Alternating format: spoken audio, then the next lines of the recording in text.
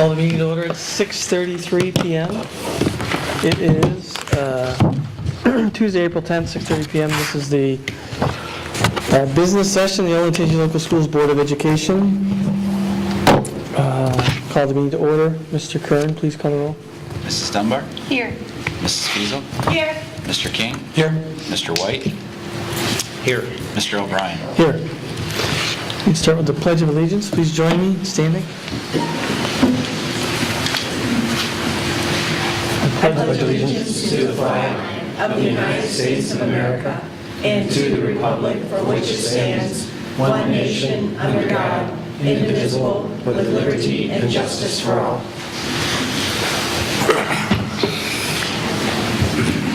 Okay, we do have an amendment to the agenda, so I Yes. believe that was provided to everybody via email earlier today. Correct. Everyone have it? It's a full sheet. If you did not receive those, it has to do with personnel. Under superintendent action items, A2, certified staff, we are adding the teachers that we currently hired since we put the agenda out. Along with that, new teacher academy stipend. We did have one more resignation, and we are also asking for approval of a Wednesday, Saturday high school instructor. Along with that, item K of your agenda will be in addition to approve revisions to the 2014-15 calendar, and I will address the specifics on that in the superintendent's report. Those are that is the addendum to the agenda. Okay, so with that, I'll entertain a motion to approve the agenda as amended. So moved. Second. Okay, any discussion? Yeah, I move to remove the minutes from the February 25th minutes down at the bottom from that meeting. They omitted my motion to add a board discussion item on Mr. Stringer's busing concerns. Died for lack of a second. We can withdraw it until it's corrected and then bring it back. Any discussion on that? No?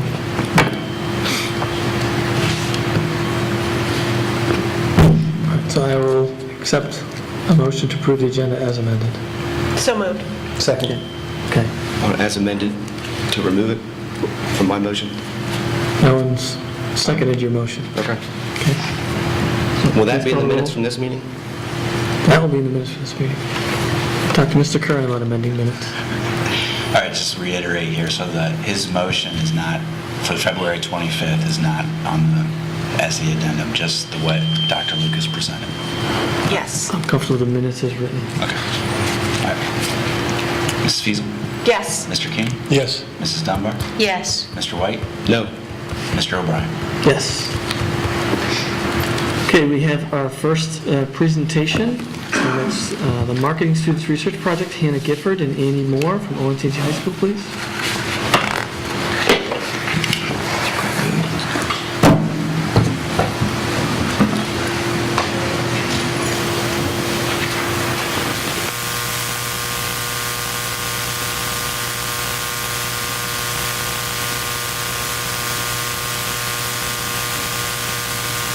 Hi, I'm Hannah Gifford. And my name is Amy Moore. I'm working seniors at Olentangy High School. At the beginning of the school year, we met with Dr. Lucas to find a topic for our marketing project. We are in charge of doing the creative marketing project for the Olentangy Decade chapter, which is in order to discover a problem in the local community, or in this case, the school district, and research into that topic and make a solution to the problem.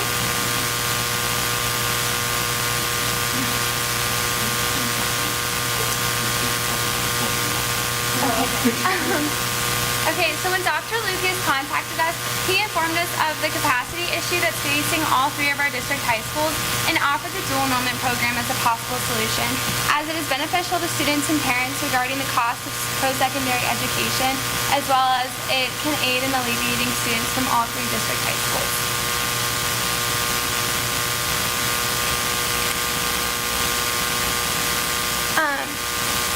Sorry. Okay, the dual enrollment program is a program offered to juniors and seniors at all three of our district high schools. It helps them earn early college credit at a cost-efficient price. It's held in an off-campus location, which happens to be Columbus State Community College's Delaware campus, and it's taught by our OLSD teachers. But what's really special about this program is that all of the credits earned through this program are automatically transferable with the passing grade of the class to all in-state Ohio schools. It's not just limited at a community college. It can be brought up upwards to, say, a university such as The Ohio State University.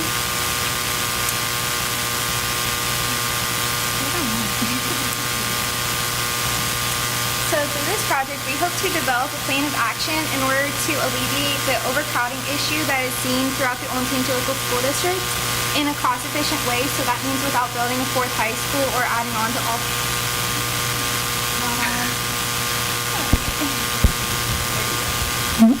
There we go.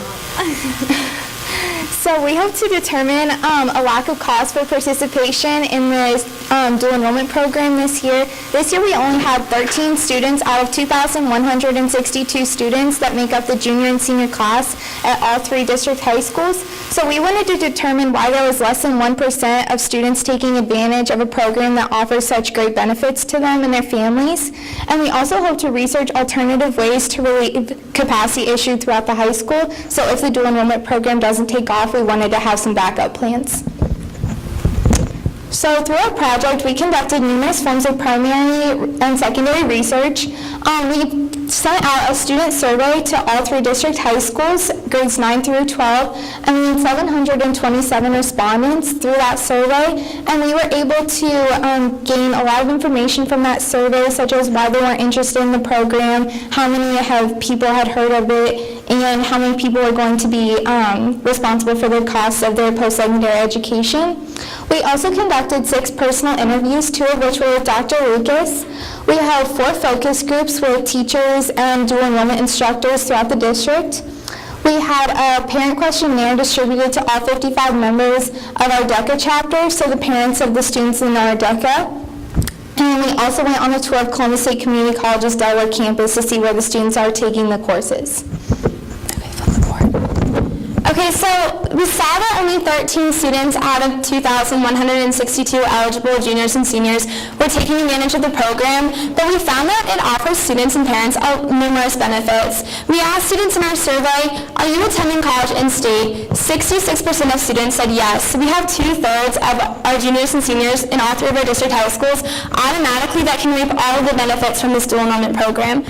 We asked students, how many AP classes are you planning on taking prior to graduation? 50% of students answered between 2 and 5. So we know we have the right target market of students. We know that we have students who want to take college classes and earn early college credit while still in high school. We asked students, are you financially responsible for your college education? 46% of students answered yes. So almost half of our students are looking for cost-efficient ways to earn that college credit, and this program is just that. And then finally, we have the breakdown of what a Columbus State Community College student would pay for their course hours compared to what an OLSD student would pay. So you can see that's difference of hundreds of dollars. But if we bring that up to, let's say, the Ohio State University, a math credit hour costs about $3,000 compared to $327.10. And if we begin to factor in room and board, it can only go upwards from there.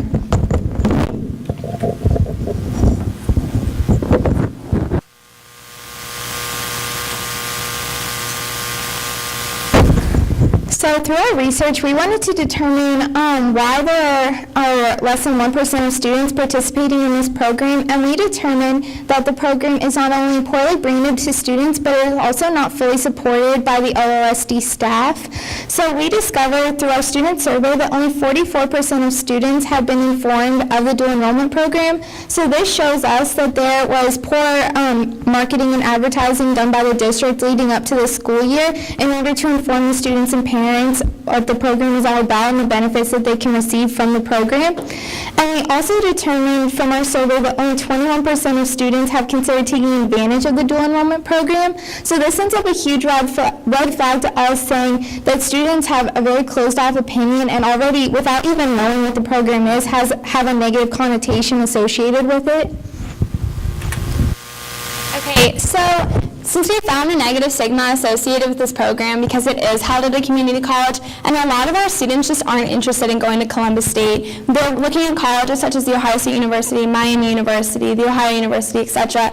So what we're going to do is we're going to completely rebrand this program. We're going to throw out the name dual enrollment and bring in the name the early credit program. This tells students exactly what it is. You're earning early credit. There's not going to be a question as to what does dual enrollment mean. And then we're also going to brand this with colleges that students are actually going to go to. We're not going to limit it just to a community college. We're going to brand it with colleges such as those four up there because the credits do transfer there, so why not brand it with those as well? And then you can see that will be the early credit logo. That will be on all the advertisements. So in order to inform the students and parents of the OLSD what the dual enrollment or what the early credit program has to offer to them, we will add a link to the OLSD homepage. And right now there is a dual enrollment program link, but we've discovered that it takes a lot of browsing to get to what the information that you're looking for. Sometimes 5 and 6 pages away from what you were originally on. So we want to make it very clear and concise on the information that they're going to receive from the homepage. We'll add homeroom meetings for students so that they're able to be well informed of what the program has to offer. We will have newspaper articles in all 3 high school student publications. So this is how the students will be able to relate it to them and be able to see it on a level and see the benefits that they will receive. We will have it added to the course pamphlets so that parents are able to see what the program has to offer, as well as students are able to easily schedule it into their day, because right now, looking on the scheduling sheet, it's a little bit difficult to imagine what your schedule would be like taking a dual enrollment course. We will add it into the extracurricular program, so if you're at a football game or a basketball game, you can see a little advertisement for it in the student or in the extracurricular sports programs. We will also have a promotional video very similar to what the district ran a couple years ago with the diversity video. So it will be district sponsored, all 3 high school wide. And we will have early credit representatives coming into the high schools talking up to the students about what the program has to offer, and also communicating with the staff so that all the staff are on the same page and well aware of what the program has to offer, so that everybody's on the same page and everybody knows the benefits that the program could give. And we will also sponsor a field trip to the Delaware campus of Columbus State Community College, where the early credit classes will be held. Okay, so to make sure that we really reach our target markets, we have 4 different types of direct advertising. Our first is going to be an email newsletter. Parents are able to sign up through this through their individual high school, and it's just going to shoot home some information about the early credit program, can direct them to the link on the web page, inform them about the application process, and they're able to sign up through that through the school. In addition to that, we're going to have an automated voicemail that's going to be sent home to all OLSD families. It'll be created by the district, so it's concise all the way through. We're going to have text messages that parents can sign up for. They can sign up through this with the principals. They send those home, and it's just going to redirect them to the webpage to detail more information. And then finally, we're going to send home a flyer to all OLSD families, grade 8th grade to junior year. The reason we decided to work with those 4 grades of students is, surprisingly enough, we found that students in 8th grade have already had their schedules planned out. They know what prerequisite courses they're taking their freshman and sophomore year, and what classes they're going to be able to take their junior and senior year. So we want them to be able to think the early credit program when they're able to get into those classes and schedule it into their day. All of these advertisements will be ran in the month of January 2015. We decided to run them during this month because this is the month prior to scheduling 8th graders through juniors scheduled during the month of February. So we want to make sure that we're able to answer all of their questions, detail everything about the program, and just really get them to know what it is. So through the early credit program, it provides numerous benefits to not only students, but parents and community members, as well as the Olentangy Local School District administration as a whole. Students will not forced to face redistricting as they would if a 4th high school was to be put into the works, as well as they will receive an option to earn early college credit, which is what our students voiced to us that they were looking for. Parents and community members will not be forced to face higher taxes and an increased if a levy was put on the ballot. And we will also, for the OLSD as a whole, we have provided you with a very clear and concise way to advertise the new early credit program to your students and parents. So thank you very much for your time, and we'd be happy to answer any questions.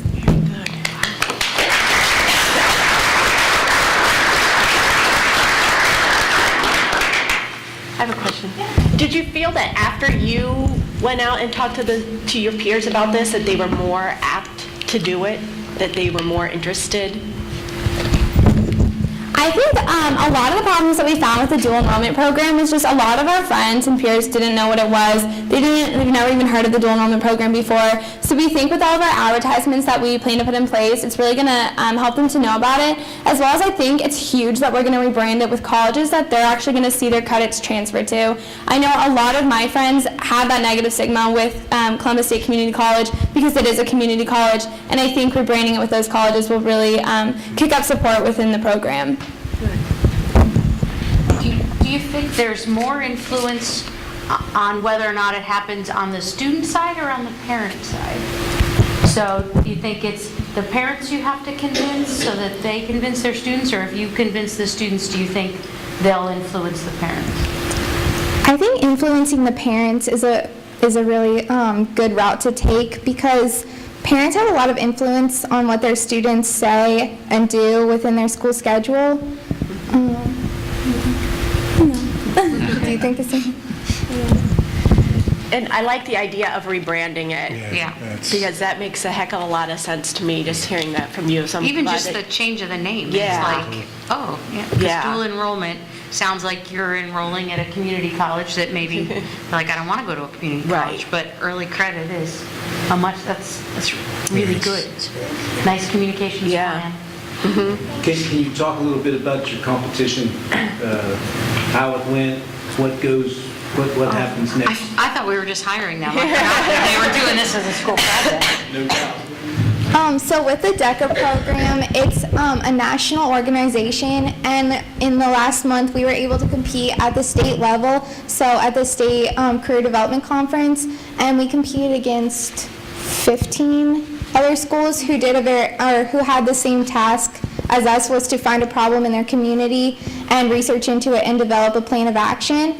So with that, we were able to advance to the top 10 on the first night of competition just based off of our written project, which was a 30-page project. Wow. And then we were able to present the project, so very similar to what we just did, and we were able to place first within the state. And we're moving on to the National Career Development Conference, which is May 1st through the 7th in Atlanta, Georgia. Great.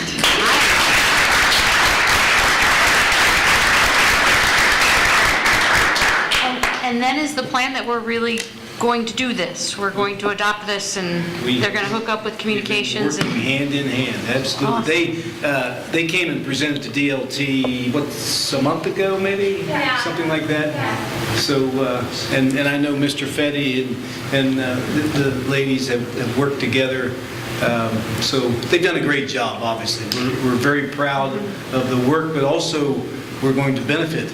Right. Well, Oh, yeah. we say all the time, run it like a business. And Right. I've sat through presentations where I work that aren't as well researched as that, so good Yes. job. You're running Great it job. just like a business. Yep. Good Yeah. job. Thank you for your time. Thank you for coming Thank you. tonight. Yeah.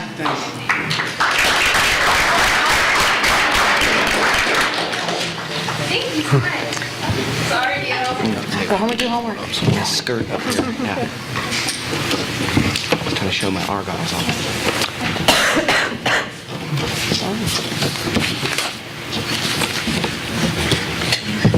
Your skirt is coming down. Don't want to embarrass.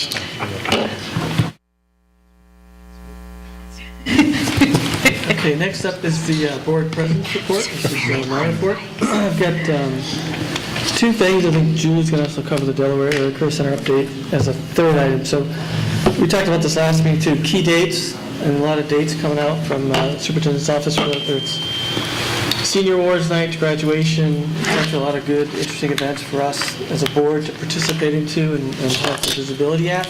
So I would encourage all of us to attend. I didn't create the list of dates because there's quite a few, but just let Terry know which ones you're going to attend. Yeah, that's my question. So we Can have we, appropriate because coverage. I've lost the invitation from Orange. I RSVP'd to the others, but I I have didn't on know. my superintendent's report, all Okay, those we can dates. just tell Terry and she'll And let we'll them also know. have, yes, her send them out again. I have the dates, I just can't find who I emailed to say that I'm coming, because we keep getting, I got 2 letters at home yesterday, Okay. and I can't find the one from Orange, Okay. and I'm going. I would just funnel it all through Terry. If we can But, follow. Yes. yeah, I That'd sent be out, I helpful. sent her an email, and copied you all on it today. Because Okay. Orange Awards is the only one I can't make it, but I can make it to everything else. Second is a litigation update, as was more activity in the board litigation this week. There's an amicus brief filed by two organizations that want to provide some input on our case, which, well, I respect their input and their opportunity to provide that. At the end of the day, it doesn't change the facts that Judge Kruger decided on, and feel good that we're going to continue to push this thing forward and get it behind us. Now with that, I'll just go to Julie's Delaware Area Career Center update. And I have information for you all. This is my second board home here. Usually we're in a different boardroom. Sometimes we're in here. But this is the Delaware Area Career Center, and to follow up on what our students presented, this is another option for our school district to relieve pressure at our high schools. Those are our most crowded schools, and they'll be the most crowded schools for a couple years. We can send students here, and we do send students here, but we have the capacity here and at our North Campus to send even more students, and that would help relieve pressure on our high schools. Here at the Delaware Area Career Center this year, we have 92 students from all three of our high schools who attend. Other students come from Delaware, Buckeye Valley, Big Walnut, because those are Delaware County schools.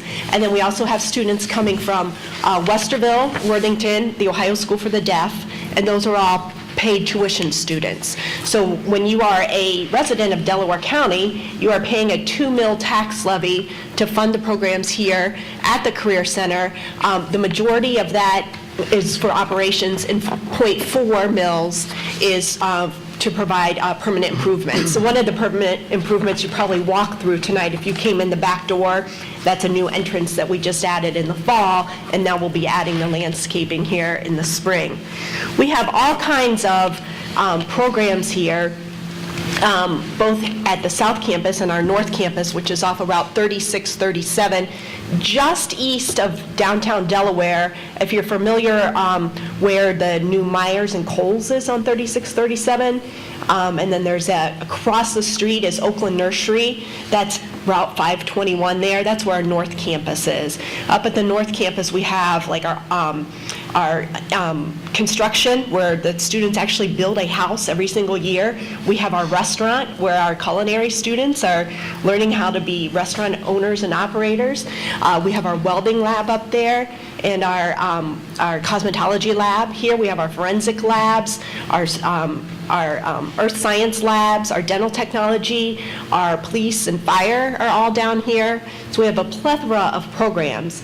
And I just want to take a minute to talk about one of our students who was at Olentangy High School. He graduated last year with my daughter. I'll just give his first name. His name is Jeff. Jeff went all the way through our program, went to Hyatt's Middle School, went to Olentangy High School.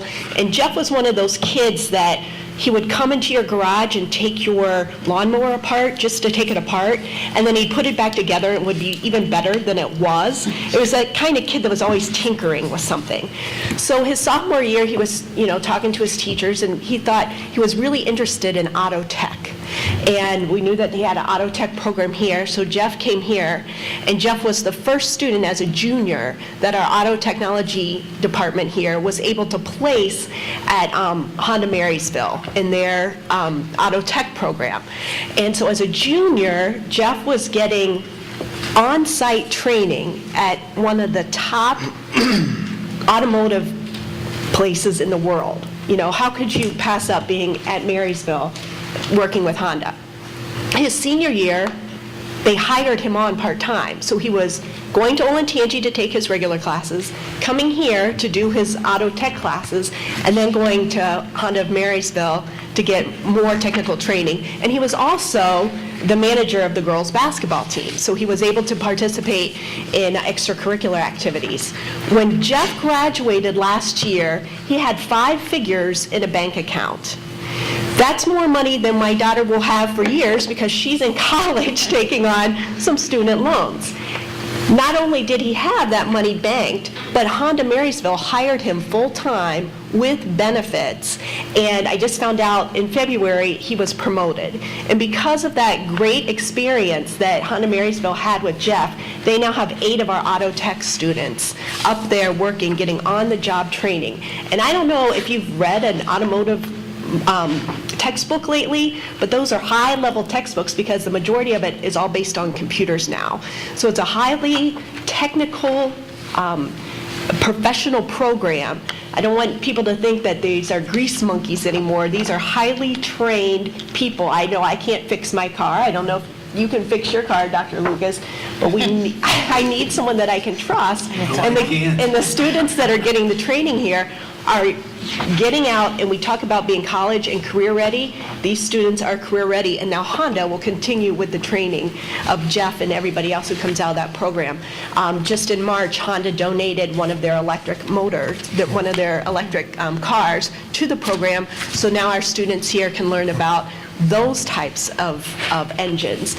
So we do all kinds of great programs here. I don't want you to think that it's all technical programs. We have web and media design programs, our earth sciences programs. All of those kids are doing research-based science projects. We have the zoo school program where the students actually spend their school day at the zoo. They're not cleaning out elephant cages.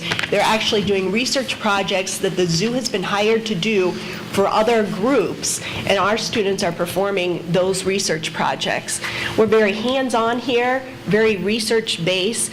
Kids can earn their college credit here as well, and they can either take their basic science, math, and English classes at their home school, or we also have academic classes here that they can take here if it's easier for them instead of having to go back and forth. We do coordinate transportation with all of our home schools, so if students need to take a bus from their home high school here, we do coordinate that transportation. But I just want to dispel, and I tell this to our superintendent here and my board members here all the time.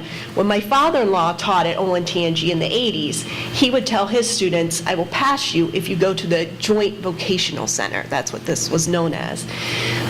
That's not the case anymore. These students are coming here because they want to be here, they like the programs, they want to be in the culinary arts, or they want to get into construction, or they want to do web design. And they're coming here and they're getting hands-on training, and then they're either going right into a career or they're going right into college.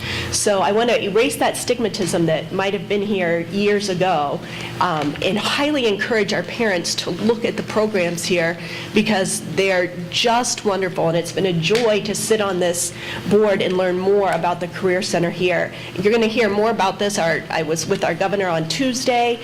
He's constantly talking about career and college readiness, and has a strong force behind our career technical schools.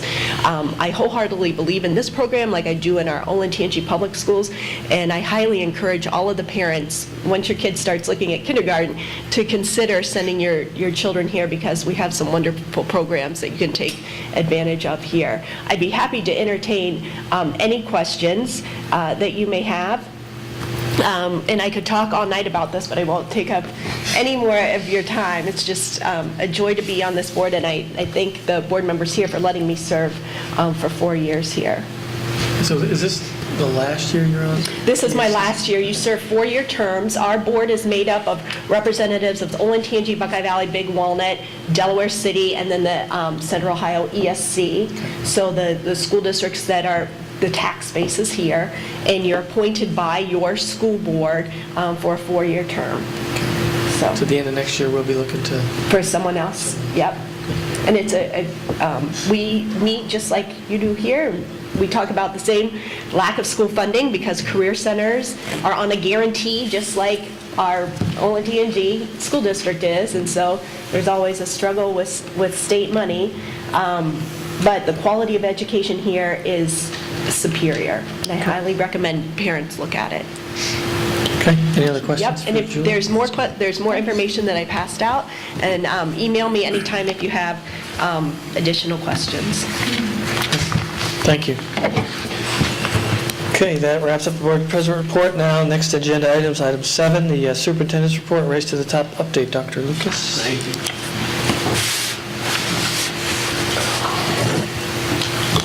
Thank you. I will echo Julie's remarks first of all, and as they say, this is not your grandfather's vocational school by far. It has changed tremendously. I see Jack Higgins back there, representative of the Career Center. I want to thank you for allowing us to use the facility, and thanks for all you do. I want to thank Mary Beth. She definitely wanted to be here this evening, but she had a prior commitment, so, and I thank Julie for taking care of that report. One thing you need to know about Mary Beth Freeman and the folks at the Career Center is the fact that they are constantly looking to change and serve the member schools of this Career Center. I just had a conversation with her, in fact, 2 days ago, I believe, about some type of a pre-engineering program, some type of a robotics program, some type of a medical field program, because Julie hit it exactly on the head in the fact that it's not how many individuals we get into college, it's how many individuals we get into the workforce from a career standpoint. That's the end of the game, and you've all heard our governor talk about the importance of college and career readiness, even as far as going down into the middle school. So we're very thankful for what we have here, and they continue to work with us, and I think you'll see our numbers growing. The other thing going very, very positive direction here is the fact that Columbus State's right across 23. So you have a great synergy in the fact that our high schools are roughly 5 to 10 miles away. You have Columbus State, who, as you heard the ladies up here prior to, will get into any state university, and of course you have the Career Center. So we're very fortunate and thankful for what they do.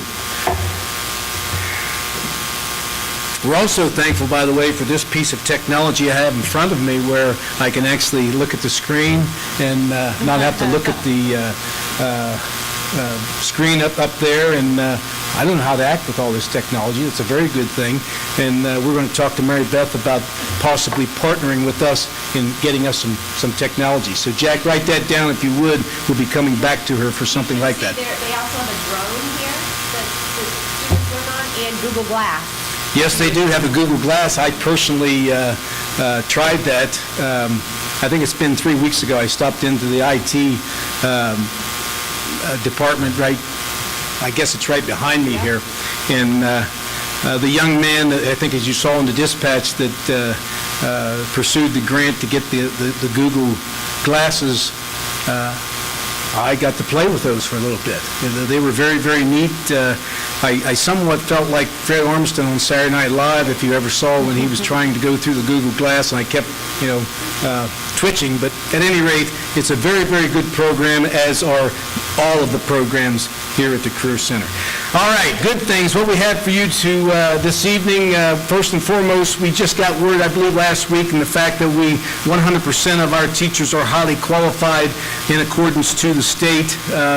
And as you can see, last year, 99.6% highly qualified. The year before that, 100%. So we are where we should be in regard to No Child Left Behind and all the stipulations put forth with that.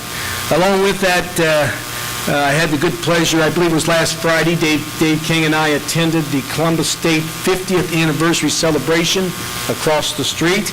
And if you haven't seen Columbus State's plans for the future, both downtown and here, you need to really look at Columbus State's plan for the future, because when I say we, I'm talking about Olentangy, I'm talking about Delaware Area Career Center, I'm talking about Dublin, Westerville, Worthington. We're all part of that plan. There is a plan to have at least 7 buildings, a campus atmosphere right here on 23 into the future. And believe me, if you know David Harrison, who is the president, has been here for 3 years, he will make that happen. He's been very, very instrumental. I was talking with Steve Dakin from Reynoldsburg today, and we were talking about the days prior to David Harrison and some of the conversations that we had with Columbus State. When he came on board, those conversations totally changed. Now, along with that, you see the dual enrollment partnership that continues to grow. Hannah and Annie have done a tremendous job with the student body in regard to just having a conversation. Branding it a different way, having that conversation, as you heard from their report. We had many, many, many individuals that didn't even know what dual enrollment or early credit was, so therefore they didn't take advantage. Right now, we're at 13.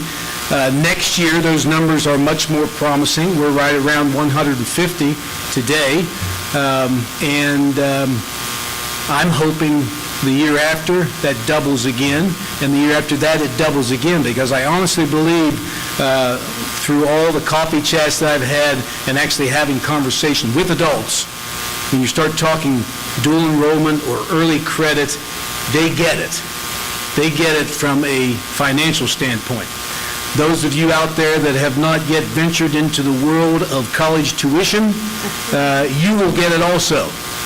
Now, I would encourage all of you, and I think what we're starting to see is the fact, we've been talking this for 5 years, and if you think about 5 years, those 8th graders 5 years ago are now seniors, right?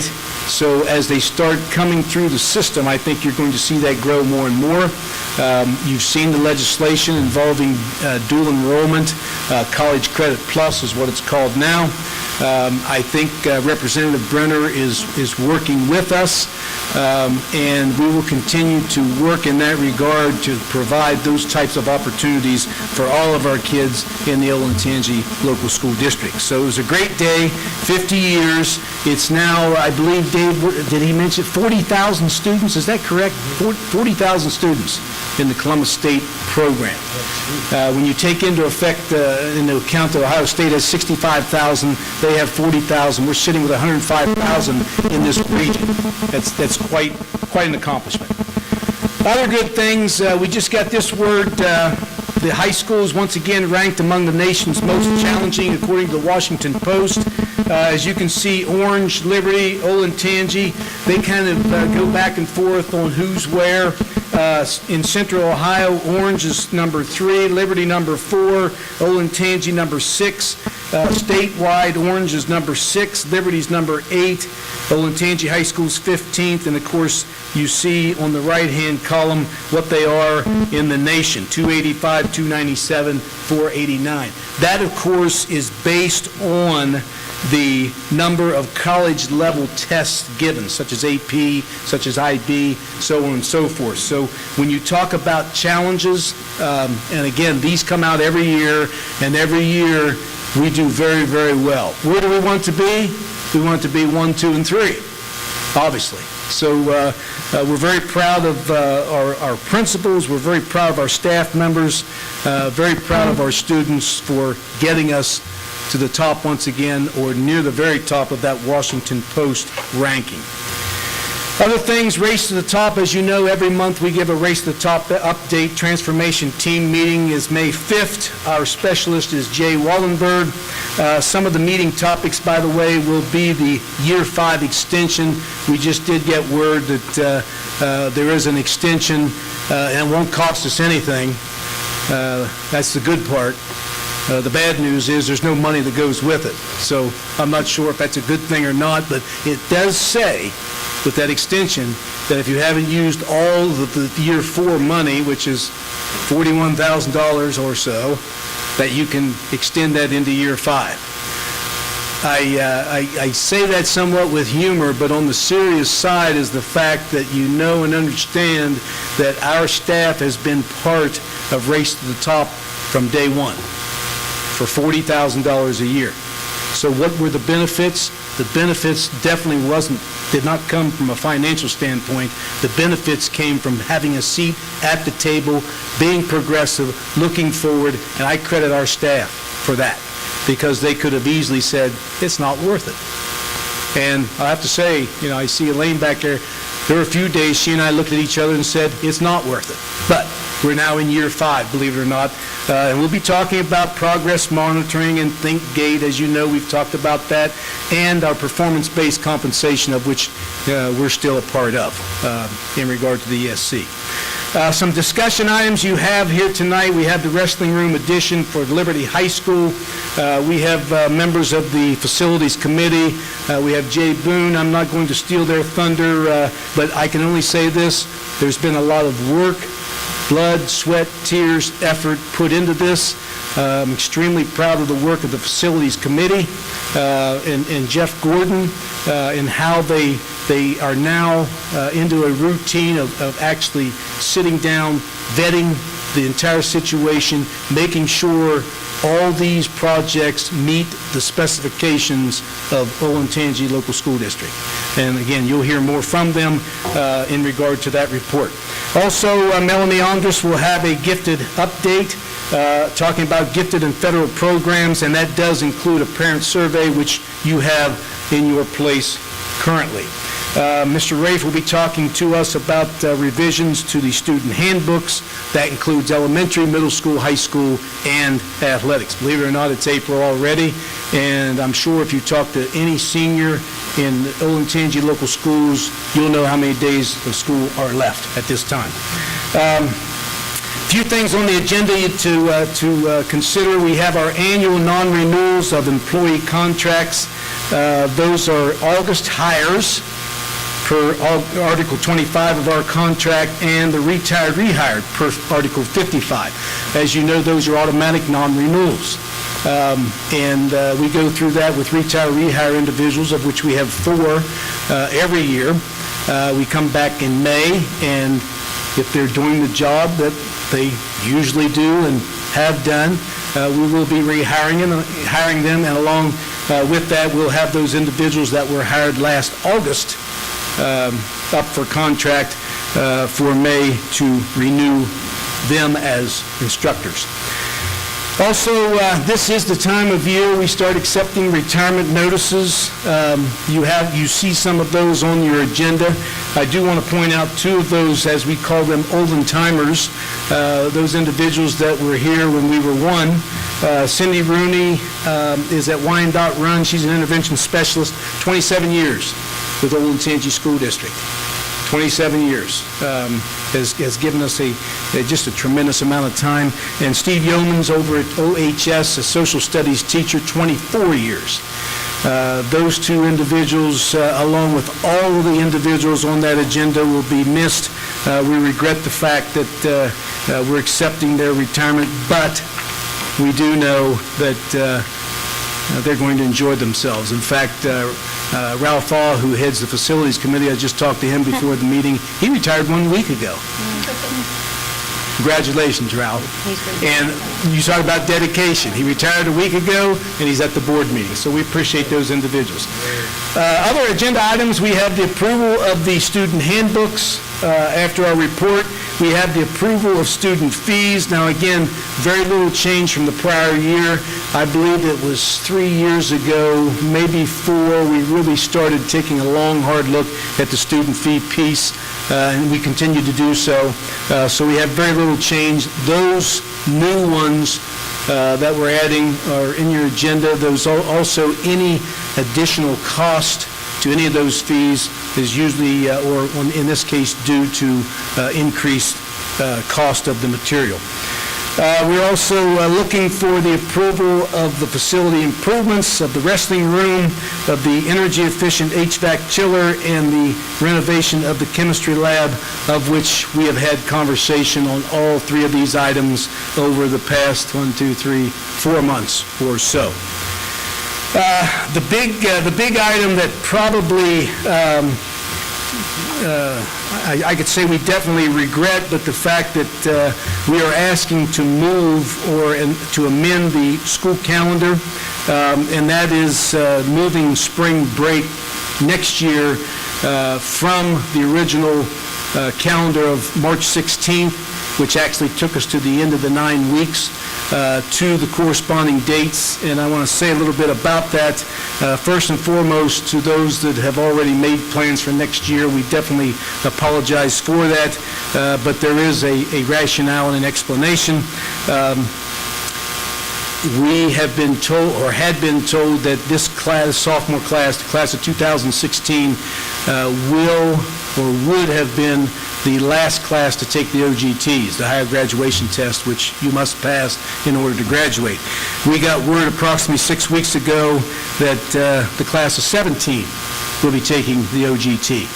The class of 18 may be taking the OGT. We don't know yet. That's something that is obviously on a year-to-year basis. So our dilemma was this. If we have to give the OGT to roughly 1,100 sophomores, do we give that test? First and foremost, the window to give it is the 16th, week of the 16th and the 23rd, and that would be right in the middle of spring break, or we did have the option to move it up to March 2nd. Given the winter that we've currently gone through, and crossing our fingers and hoping we never go through a winter like that for another 25 years, we felt the best option in regard to our kids, as far as fairness, especially talking about a test that they must pass in order to graduate, was to give them as much opportunity and time as possible. So therefore, in lieu of moving that testing period to March 2nd, we actually kept it during the 16th and the 23rd, and we moved spring break. And again, I apologize to anyone out there that has already made plans. But what that also did, by the way, you notice on the other part of that calendar is the fact that we moved the last days or the teacher work day, because April 3rd, which would be the Friday of spring break, is actually a conference comp day, of which is in the contract for working the parent-teacher conferences. So therefore, that will stay as a conference comp day, and the 22nd, which is the teacher work day, moves to Thursday the 21st, that's of May, and the teacher checkout day, which was the following week after Memorial Day, moves to that Friday the 22nd. Those are the things that we, again, we regret the fact we have to do that, but that probably leads us into a discussion as a board of start talking about, I know in the past we've been very adamant about approving calendars 2 and 3 years in advance. I think with the change in testing taking place, and that change will continue to take place, maybe we want to reconsider that. I think that will be a great discussion at a work session. Along with that discussion, you see is the next item, the class of 2015 Sunday graduations. We had that conversation at a work session just briefly.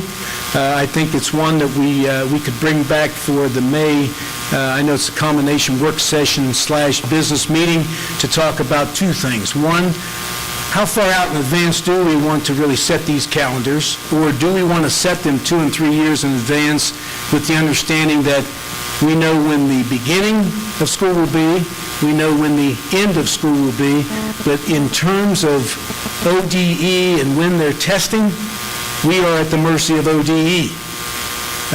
And that's something we want to discuss. And also, we want to look at that 2015 and years on from their graduation dates. Do we want to go on a Sunday?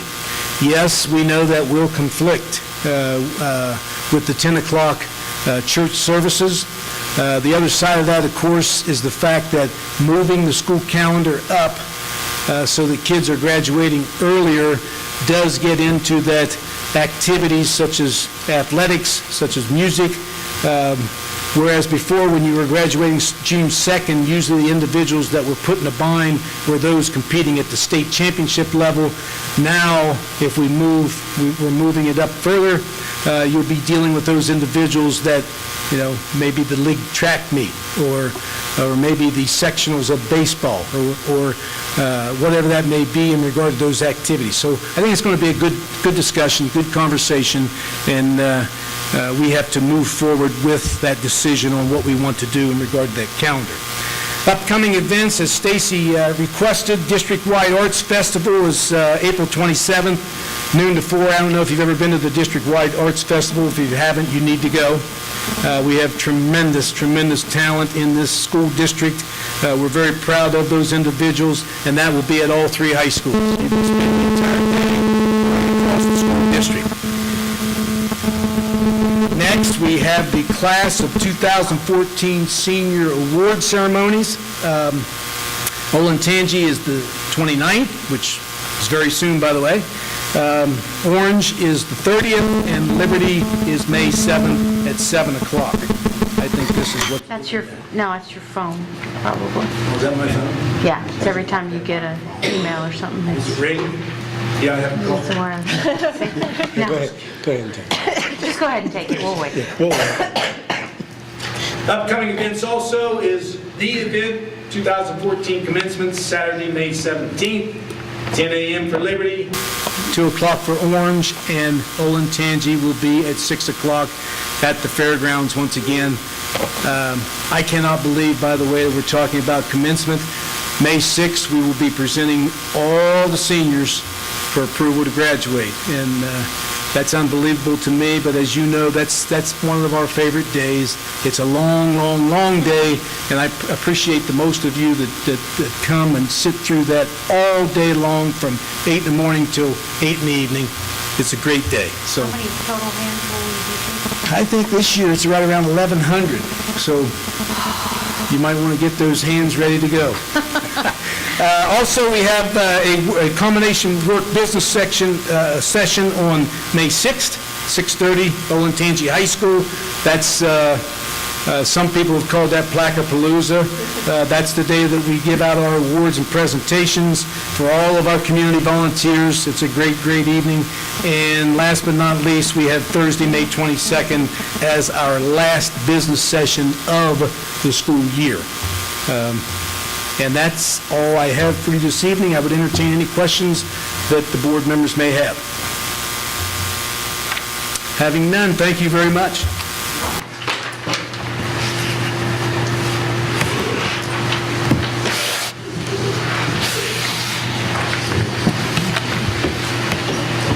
Next item is the treasurer's report. Mr. Curran.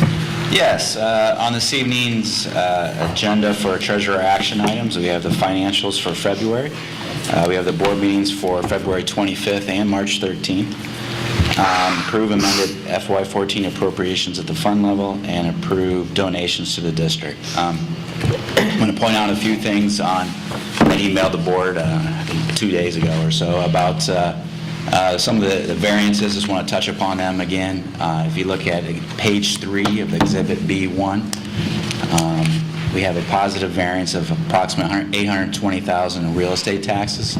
That's due to residential values being up about 1% higher than estimates, as was collections for the first half of this.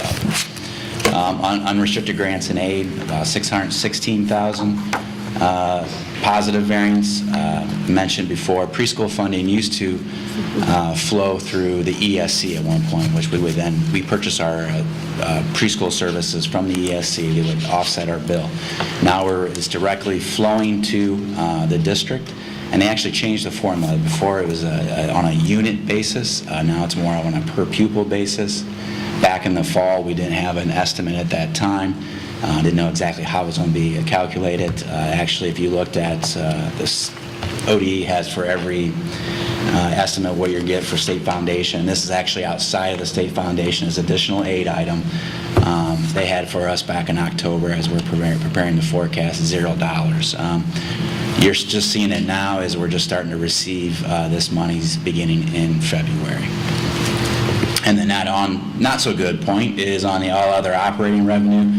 We're about 613 negative as compared to our estimates. As I explained, is about $1 million in refunds. This line item is made up of TIF, CRA, and income tax sharing payments primarily. and we had $1 million in refunds from the Polaris area TIF. So it appears to be, we've pulled a couple years' history, hopefully just an extraordinary item, one-year thing. Hopefully it'll be nothing going forward that we'll have seen the refunds. This is because they appealed to the Board of Tax Appeals, and decisions unfortunately went against us in those cases. That's it on the financial statements, unless anybody has any questions. Of course, this will be updated in the 5-year forecast, which you'll hear the first presentation and reading of it at the May 6th meeting, and then for your approval at the second meeting in May. Actually, we'll be meeting with the Audit and Finance, or Finance and Audit Committee, April 21st that evening to discuss the assumptions and the forecast at that time. And as far as you'll see some appropriation increases. Dr. Lucas talked about the not very much money that we're getting. We're actually getting $760 in Race to the Top. 760? $760. Otherwise, the rest of it's spent in the main part of it. So we do have the diversity grant that hopefully we should be able to roll over to, that we got, was approved back in December, I believe. Yeah. 200 and some thousand. Hopefully we'll be able to carry forward with that. You also see some as prom season, different stuff like that, so we have to adjust appropriations up so they can go ahead and spend their money for those type of supplies. And last but not least is donations. Quite a bit of, if you're looking at technology here, we have 10 Mac laptops and a laptop cart from Freedom Trail PTO to Freedom Trail Elementary, some Epson projectors and installation materials at Glen Oak, just some other various ones, 30 Chromebooks at Cider Ridge PTO, and a cart to Cider Ridge Elementary. And we have some approval of some coaches that are donated by the athletic boosters from Liberty High School and Olentangy athletic boosters. A couple days ago, too, I also sent out, if you remember back in the fall, I believe September, October, the Columbus Dispatch printed some tax rate information comparing of districts that fell in Franklin County. We've actually had about one street that actually really falls in Franklin County, but that's why we were included on that. But we've expanded that, and I also added Delaware County schools, so I updated that information as far as the millage levels, also some CUP report information, such as foundation received per pupil, some 2012, then updated with the new release 2013 cost per pupil information. And also added, I think at that time I just did the Franklin, Delaware County schools. At this time I also included in that analysis the similar districts, as ODE classifies us, the 20 districts that are most similar to Olentangy, that analysis too for the same information for those districts as compared to Olentangy. What I find interesting was, at least in our similar districts, I believe we ranked 5th on cost per pupil, so we're in that top quartile. And if you look at the Franklin, Delaware County, if you're looking at 12-13, I believe we're 6th out of, I didn't count the number of schools, but out of the ones that are ahead of us, I think the next highest performance index score was only 102.7 compared to our 107.5. So I believe there again, it gets to our message. I believe we're at a very cost-efficient and effective education that we're delivering, or delivery model, I should say. Any questions on that? I know it's a lot of information there, a lot to digest. I remember I touched back, I believe, in March, or actually February. The state did change the kind of way they ranked us, and that was on a percentage basis of classroom instruction. And it ranked us only compared to districts with enrollments over 10,000, which is, I think only a couple of those actually landed into our similar districts. So any information, feel free to email me at any time. This information is pulled from a variety of sources, mostly ODE, but also how Department of Taxation tax rate information. So it is readily available on the web if anybody wants to take a look at it, Pete. And Thanks for putting that together. And last but not least, I would like to recognize Tess Stern, who's here with Emily Hatfield, our assistant treasurer. Tess is at Olentangy, she's a senior at Olentangy Liberty High School, and she's going through the mentorship program, and she's been with us for the last probably month, 6 weeks or so. And I think she's running away from school finance potentially because next year she is going to Otterbein and is thinking about studying actuarial science. We do have 2 people here from Nationwide Insurance. So. Like, do that HR instead. We have an person, by the way. internship program as well. Probably pays a little bit better than this one she's doing. So she's been, like I said, she's probably been chased away because she's gotten a plethora. Emily's really spent some time sitting down with her and gotten variety through fixed assets, budgeting, whatever else you can do, purchasing. It's kind of got a little hand in it. So hopefully she found it valuable to her. So good. And that's the treasurer's report for this On evening. the BOR revision, Polaris. Yeah. Per million. Is it our practice to appeal commercial valuation? Yes. And not residential, right? Not residential, you're So correct. We did in fact appeal that, and it was not in our favor. Yes. Okay, great. Sometimes you win, sometimes you lose. Okay. Any other questions for Mr. Kern? Okay, seeing none, we'll move on to the next item. Item 9, public participation session number 1 for general comments. Do we have any? Okay. So we now move into item 10, which are discussion items. We have 3. First up is the wrestling room edition that Dr. Lucas referred to at Liberty High School. I believe we'll have Jay Boone from Moody Nolan and Jeff Gordon from our facilities. Misstate his title. Director of Operations, thank you. Oh, good. I had the old ones. I fished out the old ones. So good. I'm glad you brought them. Have them for 2 years. Thank you, sir. Keep your eyes focused on me instead of screen. Okay. I have seen it in large format.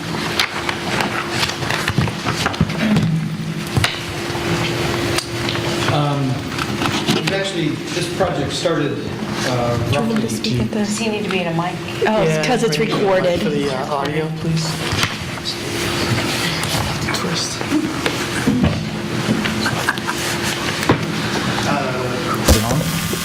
This project actually started about 2 years ago with the vision of creating the best wrestling facility in Central Ohio.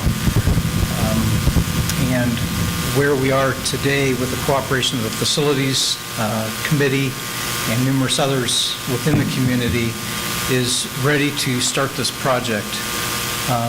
What I've done is provided you a packet of information that has some of the renderings,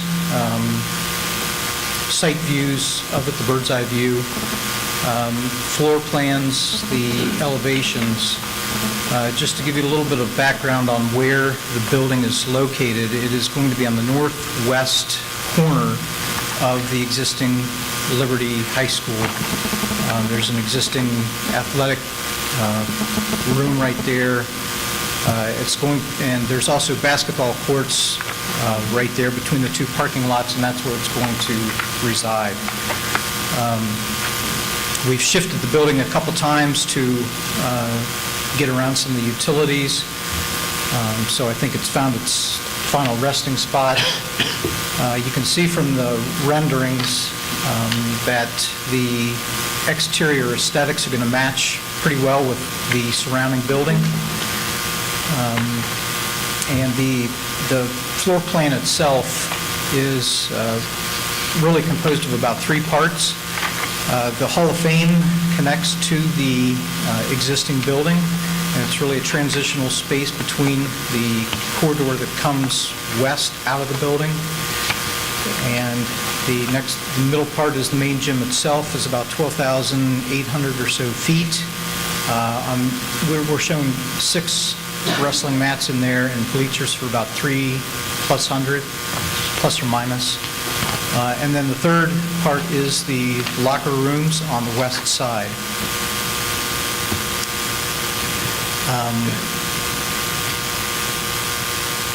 So I think that through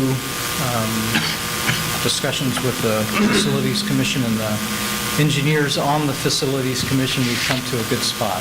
And we're tentatively going to start construction in mid-June, July, and tentative completion date is mid-November.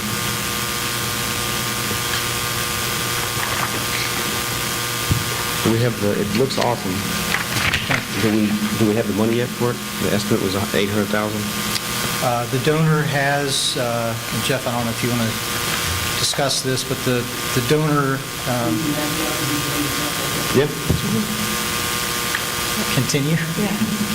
I believe it has been, in short, yes. I have a question on the facility itself. Is the view just to use this for a practice facility, or will meets be held in this room too? I believe some meets will be held in there, yes. Okay. And the way that the wrestling district-wide has grown enormously over the last couple of years, and they are running camps basically all year round, and that's the main function of the facility. So it's not exclusively for the use of Liberty High School directly? It's not exclusive, but the primary function is for wrestling. But I'm saying other schools in the district will be using it as well? Absolutely. It's not a lockdown Liberty facility?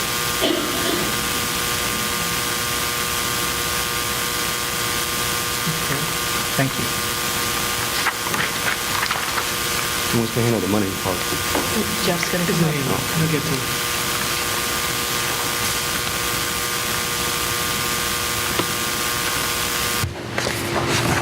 I will address the money as well, real quick, and then I'll ask Alyssa Lowry and Ralph Hoffman, the Facilities Committee, are here to speak to the project as well before I summarize and answer questions at the end.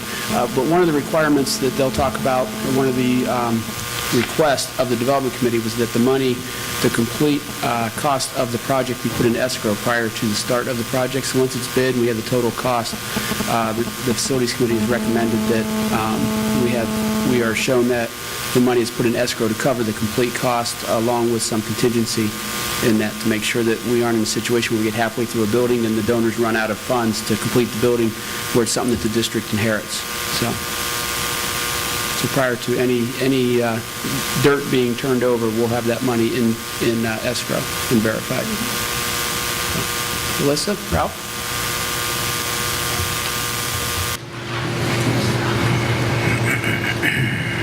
And actually, Jeff, maybe before we get off the funding, there's no contingencies on the funding. In other words, naming rights, special privileges, very nice, very kind, clean gift.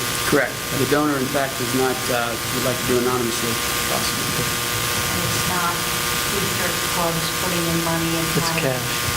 It's cash. Before this. Yeah, one thing that I don't think Jay mentioned is the locker rooms will be bid as an alternate. So that we'll at least get the facility, which is tied at the back of the building where we have locker rooms, but we would like additional locker rooms in there. But if we can fit that cost in, they are going to bid it as an alternate to be able to give them some flexibility.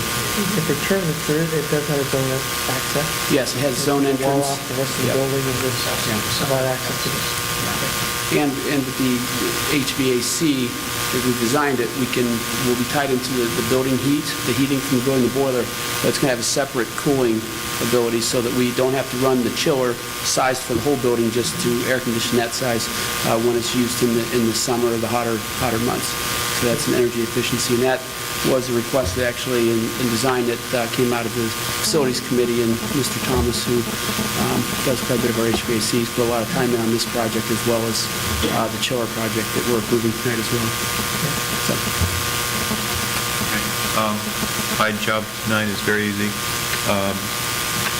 The purpose of the Facilities Committee is not to say this is a good idea or bad idea. It's just to say, was it built? Is the design consistent with all intangible quality? Was it meet with the existing Liberty High School? So then I'm going to turn it over to Alyssa Lowry, who is a new facilities member. who is an architect, who's done a lot of vetting of this, so Alyssa, and also want to recognize Angie Bryant, who is also a new member, a civil engineer, really, really handy here, and as Jeff mentioned, Ron Thomas, who did a lot of work on the HVAC. So I've been an official member of the Facilities Committee for about 2.5 months, and I drew the short straw on Tuesday night, so here I am. I tried to avoid eye contact, nothing worked. So as a representative of the Facilities Committee, I am pleased to report that the proposed project has been reviewed by the committee, and we believe that it meets the predetermined criteria that is set forth by the district for construction, materials, equipment, and specifications. There were a couple items that we were concerned with during our subcommittee meetings, and those have been addressed by Jay and his team. Part of that is the ability of the committee to continue to review the specifications and documents as they're completed. And the inclusion, I think Jeff mentioned this, the inclusion of cost for an owner's rep as the construction moves forward, and also to assure the relocation or other accommodation of the existing site utilities that were impacted by the approved or the final location of the building. That's all I have. I just want to talk to the Facilities Committee. It's been amazing. They all joke around about the work they've done on this, but Jay can testify. It wasn't easy. There were pages and pages of questions. There were pages and pages of going over documents, phone calls, and subcommittee meetings that went through this stuff. And I just am always amazed. And there were several new members on the committee that jumped right in, and I appreciate that. But some of the stipulations they put in, like the district wanting an owner's rep on site, can you explain I'll that? talk Having about it the paid for process. by... Yeah, the process and the other recommendations from the committee. Again, the process was similar to what we did with turf. It was a good process we established there, and that was to create a subcommittee to review the plans and the drawings to make sure that the standards that the district, the expectations with turf is a little bit different. We really had to investigate turf and find out a lot about it to set those standards. In this case, we have good district standards. We've built enough buildings over the last couple decades that we know what we want, what we need. So the plan for this was to really take a hard look at what Jay and his team put together and make sure that they meet our district standards, that the facade was similar to what we have, that the roof material was similar to what we've been using, so that we aren't in a situation where we're a couple years down the road and we're absorbing costs because of something that was trying to be cut because of the budget. And it was a good process. We had several new members on the committee, which have been great. As they mentioned, Eric Bull was another one that we didn't mention earlier, but we really got in and looked at. So we had, I think it was 2 subcommittee meetings. Jay's been at, I think, 3 development committee meetings now presenting. And then we had a lot of information that was emailed out, getting questions and things back to people who couldn't make it to a meeting or just in general wanted to review it. And Darren even came to a meeting to talk about Title Yes. IX and what would we need from a Title IX standpoint. Is there anything around the lockers, what we need to make available? And so having Darren in a meeting was really helpful as well. Yeah, the original design of locker rooms did not have a women's locker room area, which we added that space to accommodate to make sure that we don't get into a Title IX issue. In most of those cases, unless there's a problem where somebody's unhappy, you don't get those. But we want to make sure that down the road, that, again, it wasn't something that the district's trying to deal with or add a women's locker room on later that's a cost to the district. In their approval the other night, there were a few things that they wanted to make sure as recommendations. Again, some of these things are kind of out of their purview, but wanted to make the board aware that suggestions that they watch. And one is, we've talked about having an owner's rep on hand, and the Facilities Committee recommends that the donor absorb that cost. Again, we've tried to keep these projects where it's not a cost to the district. The turf, we talked about cost 10 years down the road. There will be operational costs with this facility that they wanted the board to be aware of, but in addition to costs going forward, originally we were intending to pay for the owner's rep, but the cost of that's going to be somewhere between $15,000 and $20,000, depending on how much time we have the person on site.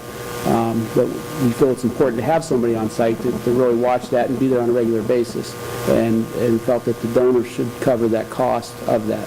Again, to not have upfront costs from the district, and that's a pretty significant cost from our standpoint. Do you have a signed document for responsibility, for financial responsibility of the donor or anything? As far as if he goes, well, I'm not going to give you the money now. We're like, oh, we just approved it, and we're going to go ahead and we're building now. the money has to be in escrow, so before anything can be done, that money's going to be in escrow. Is there anything signed for financial responsibility of the donor? That's what I mean, or the donors? Not at this time. So we don't have anything signed? We do not have anything signed. The board has not even approved the form, the request. At this point, tonight, we're just at the form as part of the process. Anybody from a dugout to a wrestling room fills out the form for a facilities change request. Anything over $5,000 then has to be approved by the facilities committee, and then a recommendation to the board where the board would approve. So at this point, we're just approving that form for him to move forward. So no documents have been signed or put together. It still has to go before county and fire, Permitting. building permitting, all Yeah, that. and the donor is, and that's the reason that the facilities committee wants to make sure that we have an owner's rep on site, is the donor, they are responsible just as the boosters were for the turf, installing the turf and paying for it. So the district will not be signing any construction contracts. We will not be doing anything but giving permission for this to happen and making sure that what goes up is a good product.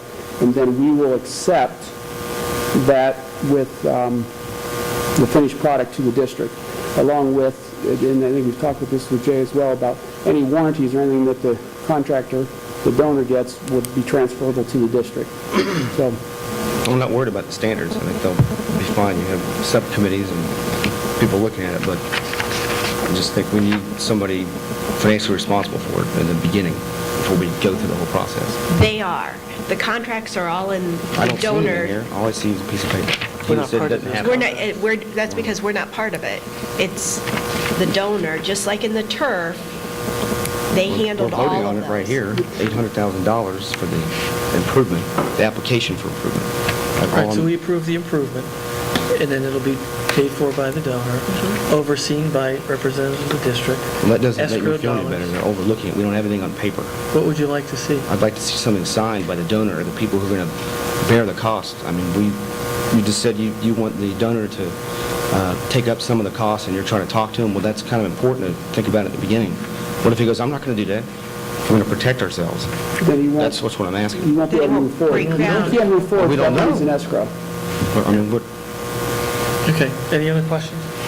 It's, so again, is the other part of what the facilities committee would like to do, because we fast-track this project, we're going to have to, we'd like to continue to monitor the bid documents all the way through, or the documents all the way through bidding. There's an opportunity that if things start coming in higher than we think, an opportunity to try to cut costs and do things, we want to make sure all the way through bidding that the standards remain in the documents, not that we don't trust Mr. Boone and his group, but just as protection to the district. And again, that the documents will also be reviewed by our owner's rep, and then once they go out to bid, then make sure there's not change orders or things change throughout the process. So those are really the three things that the facilities... It's all in the resolution.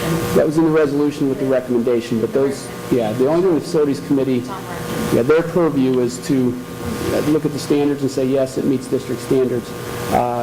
But those are recommendations that they want the board to consider, and that we, as administration, will follow through to make sure those things happen. I've already talked with Bill O'Sullivan, asked him if he's interested in being the owner's rep. Bill is now retired and does do consulting, so he's a great resource for us and knows the district well and knows our district standards well. Been So, around for 20 buildings or so. yes, this district resident knows, there's not anybody that knows our district better, I think, than Been Bill. around a long time. And was From- he the builder's rep on the turf?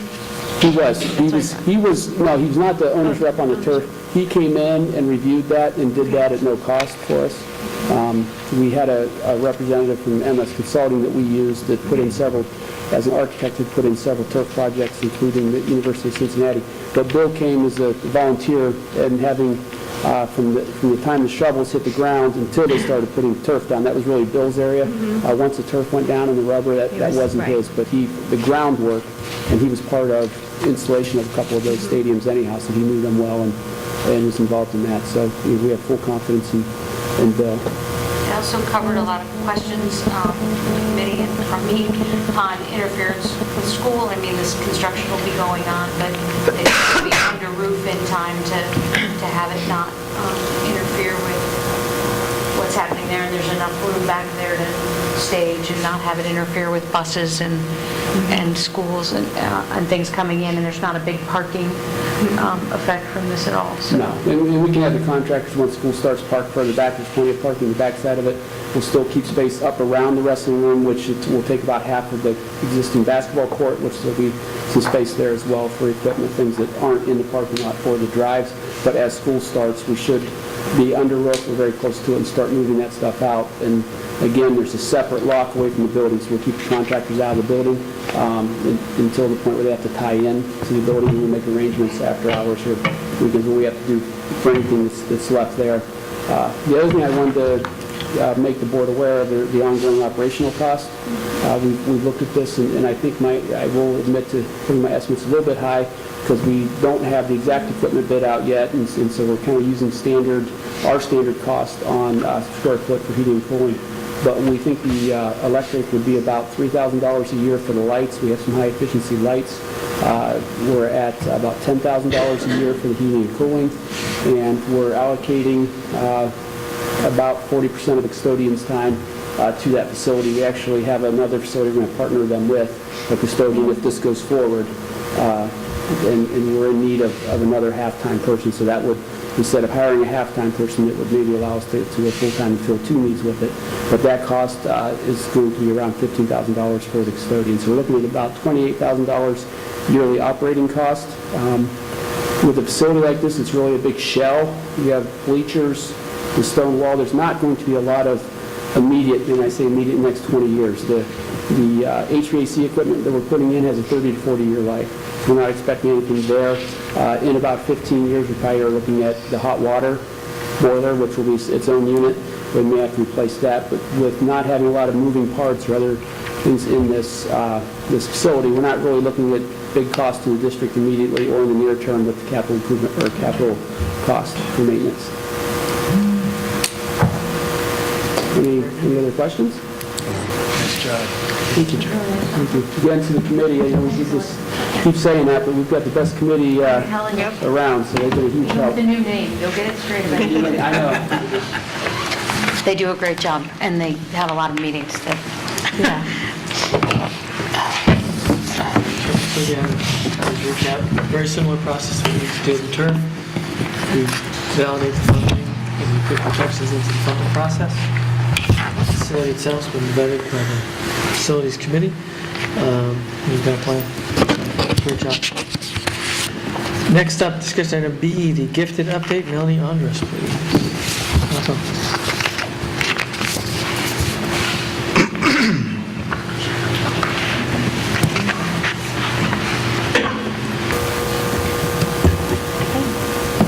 Good evening.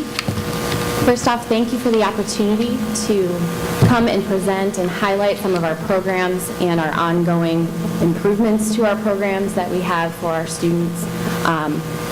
We have a very large need for gifted education in this district, and hopefully tonight you'll hear about some of the exceptional things that we're doing and the ways that we are meeting those needs for our students.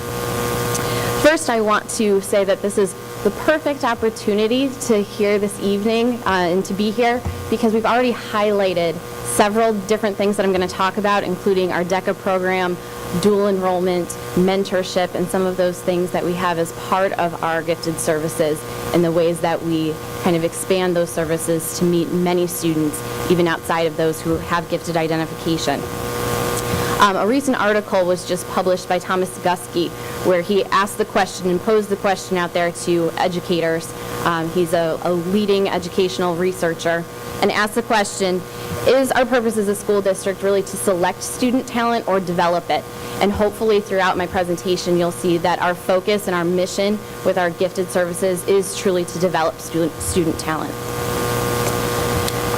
So first off, we have some state requirements that are in place for gifted.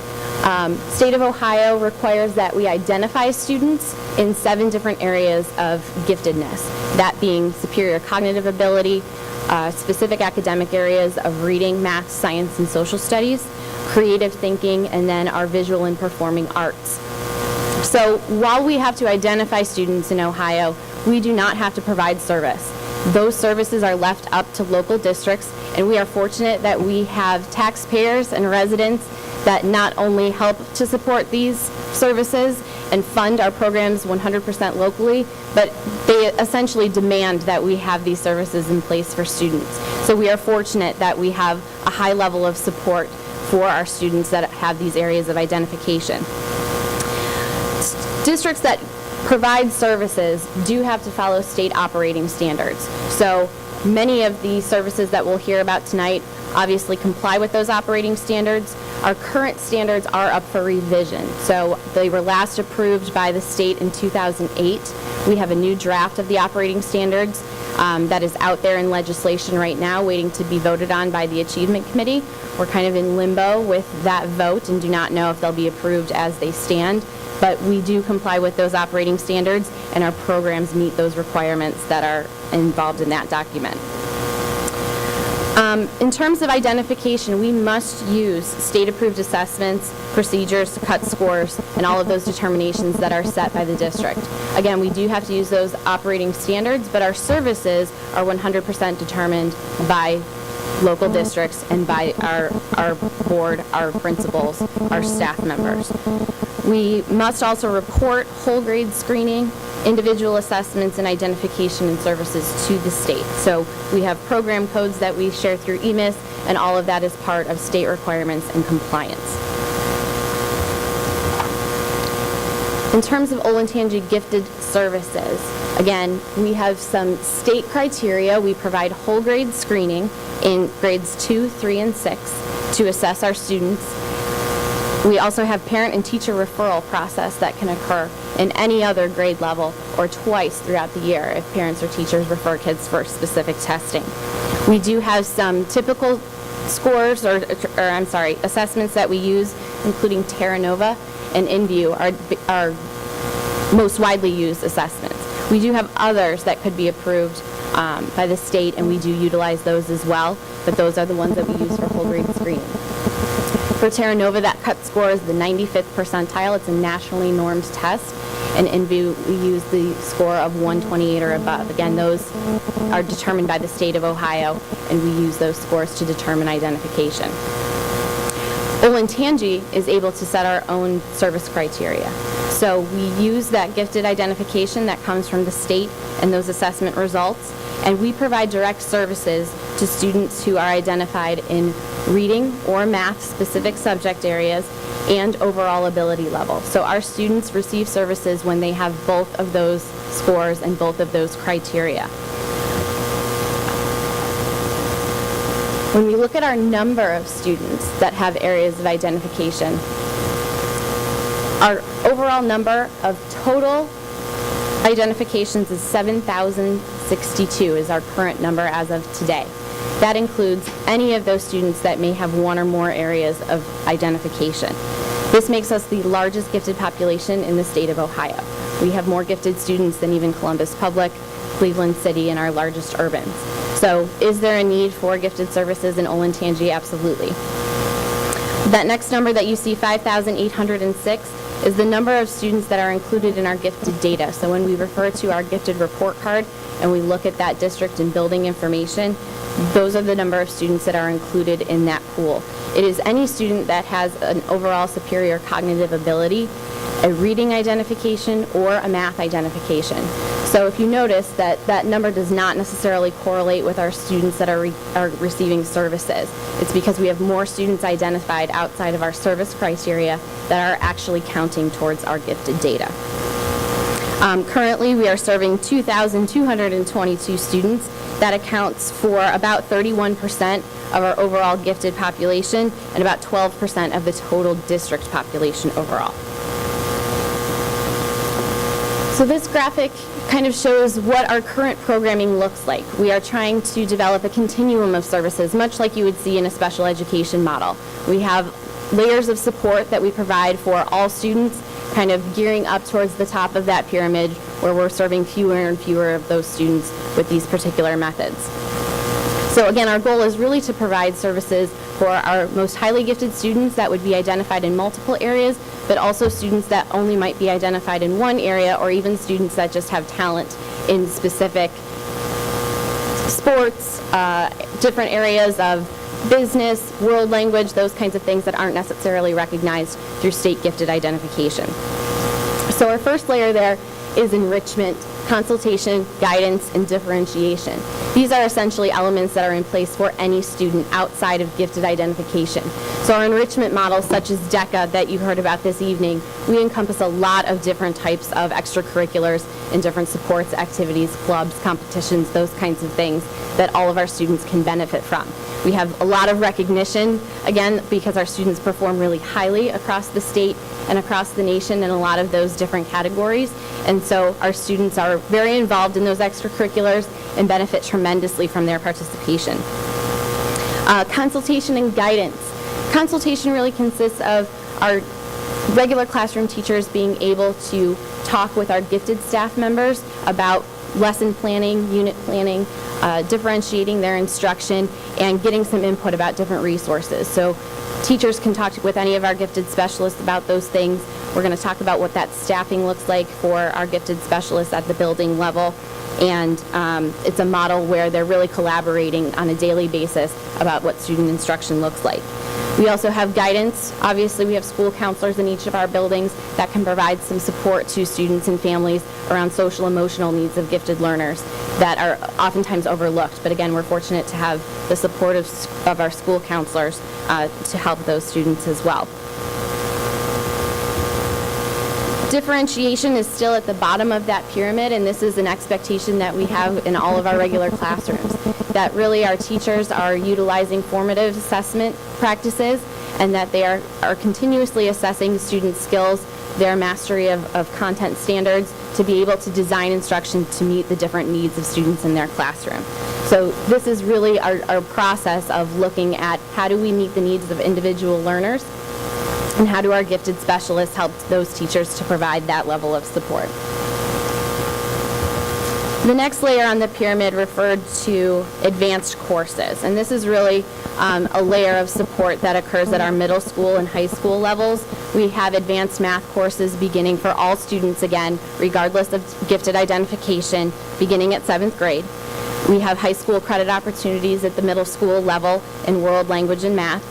We offer 21 AP courses, a variety of honors courses, PSEO options, and of course dual enrollment. And again, these are options and layers of programming that support all students regardless of gifted ID, but certainly many of our gifted students are enrolled in these programs and benefiting from those.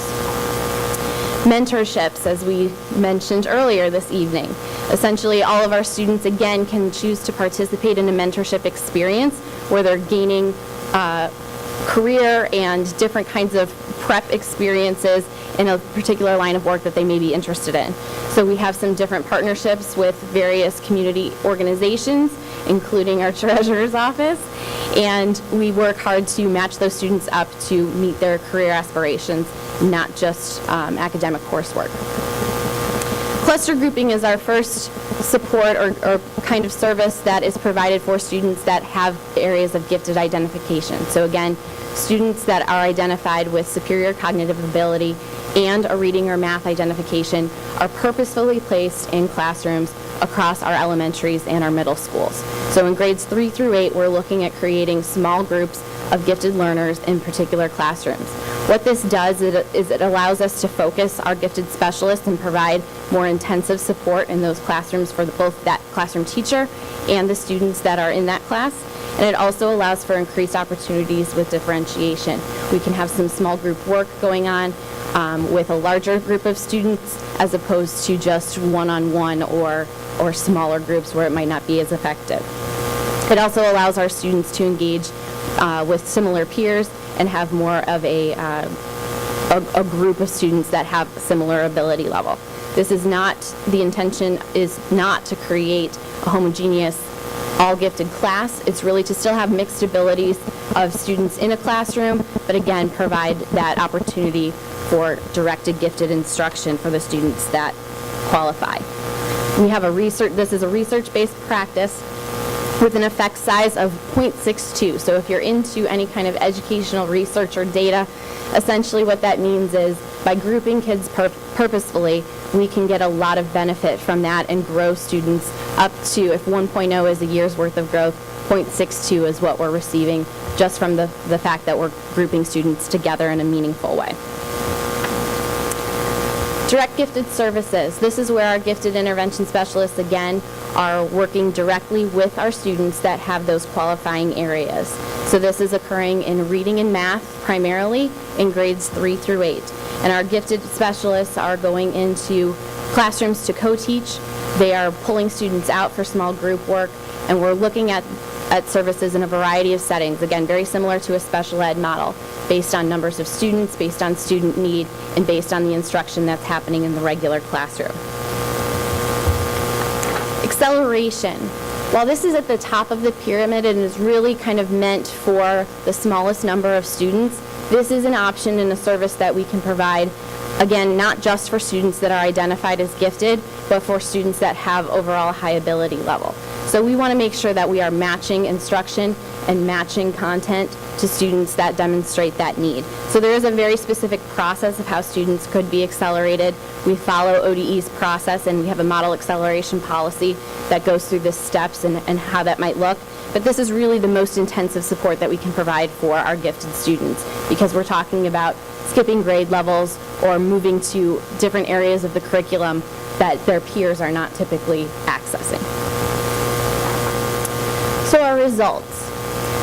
This is the first year that we have state report card data for gifted students. We have an overall letter grade of a B, and essentially that correlates with the yellow box or the light green box that is the all tests gain index of 1.9. In order to have an A, we need to be at a 2.0. So we are right on the cusp of that and certainly performing well when we look at our overall growth for our gifted students.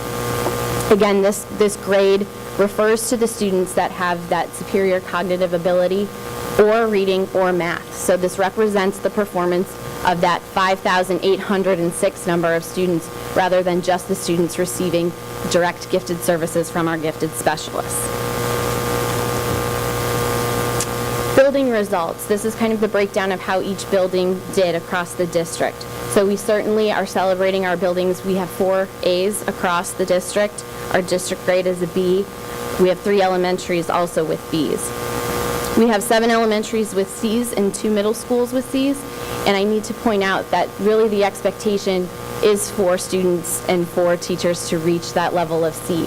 C means that we are growing students a year for a year and adding value to their education, which is exactly the expectation that we have for our teachers. So while we want all A's, and certainly that is the goal, we are meeting the needs of students with receiving that C. We have 3 elementary buildings and 1 middle school with an F. Each of those buildings has kind of a different plan for continuing to improve the scores and the performance for students in that area. It's focused on professional development, looking at different models of professional development. Some buildings are doing some coaching models with a lot of job-embedded PD.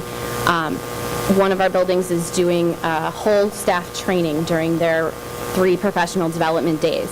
So they're looking at some different ways to provide teachers with strategies and ways to improve their instruction. We're also looking at scheduling and how we can continue to cluster group kids in the format that we had referred to earlier, and also looking at how we can provide some longer instructional blocks for students in areas of reading and math. Our state rankings, overall, we are ranked 28th in the state.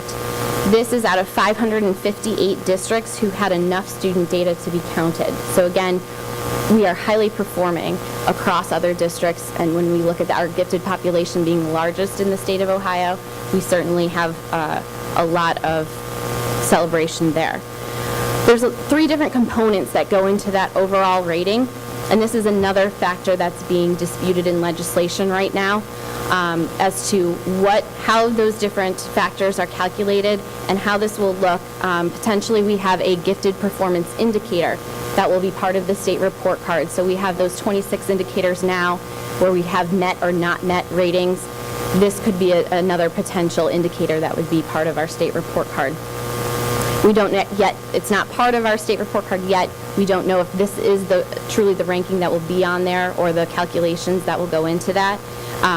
So we're waiting to see that still. But our overall opportunity rank is 16th, which means that we are serving from the previous year's data 1,143 students out of a total of 7,441. So what that means is that our students, while they are identified, have a good opportunity to receive direct gifted services from gifted specialists in the district.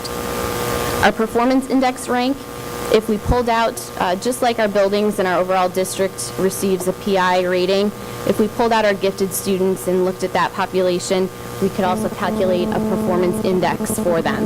And our performance index, while it ranks 161st out of 558 districts, that PI would actually be a 116.5. So if we think about our district's overall rating, our PI of a 107.5, our kids are performing very highly. Again, the top PI is a 120. So when we look at that ranking, there are many districts that are right in the pack in terms of that 116, 117. The highest PI for a gifted population is a 119.35. So certainly there are districts that have a high performance, but we are definitely up there in terms of that comparison. Also, our value-added gain index rank with that 1.9 and having that B rating puts us at 65th, again, out of 558. So parent survey results. As part of looking at our gifted programming, we did a parent survey, and that was actually sent in January to 7,596 email addresses. We were trying to reach parents of any student that had an area of gifted ID. So overall, if we look at those results, we have work to do. When we look at how our parents are saying they're ranking their overall satisfaction with gifted services, we can see that 6% are very satisfied, while we have 34% of parents rating themselves as dissatisfied. Yeah.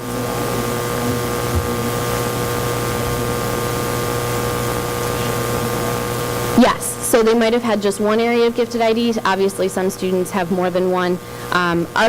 We had 957 respondents, and of those respondents, 71% had students that were not receiving gifted services but had some other area of gifted ID. So that 26% of those parents have students that are actually receiving gifted services.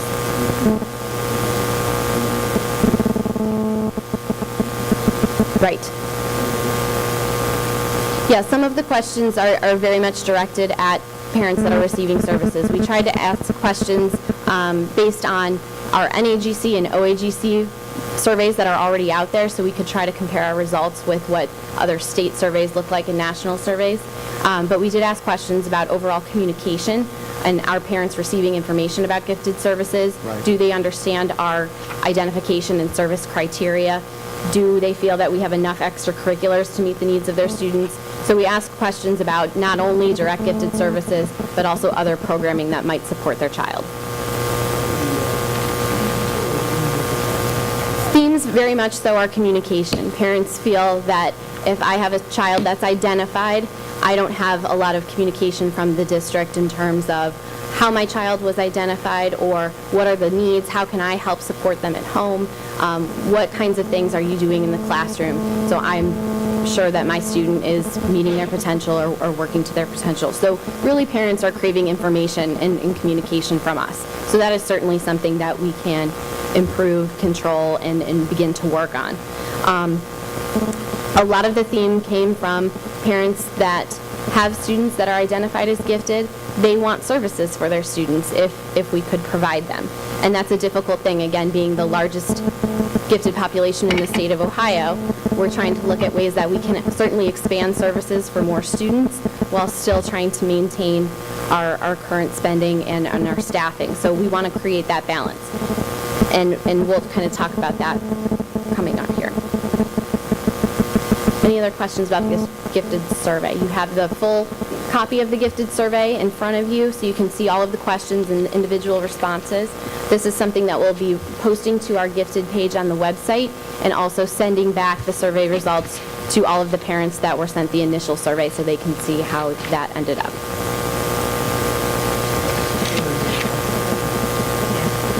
I'm sorry, what? Sending back the survey or the survey? With both. Some of the action items that I'm going to talk about next coming up will include in that information. So ongoing steps, as you mentioned, action items.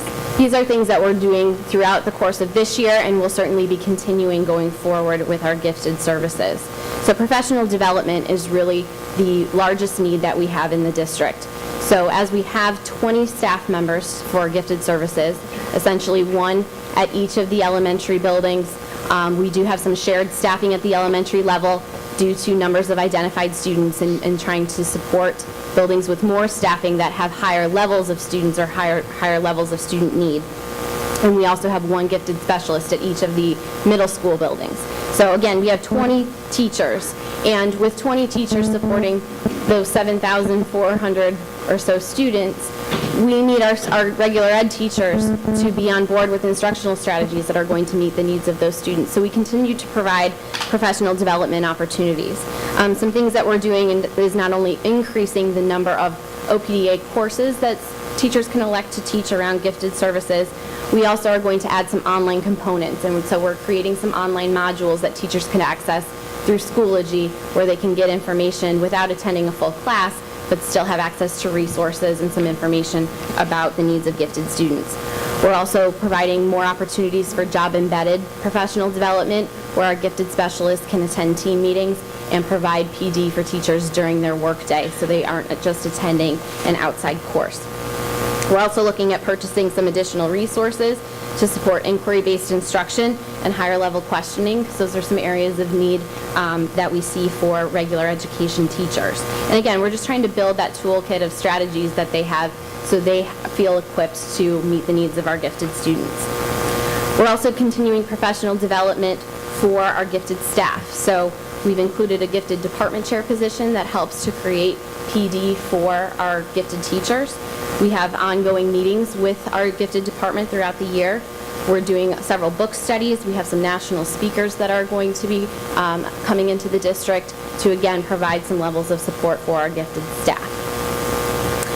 The next part is looking at some consistent service delivery. We want to make sure that cluster grouping is a practice that's happening in all of our buildings.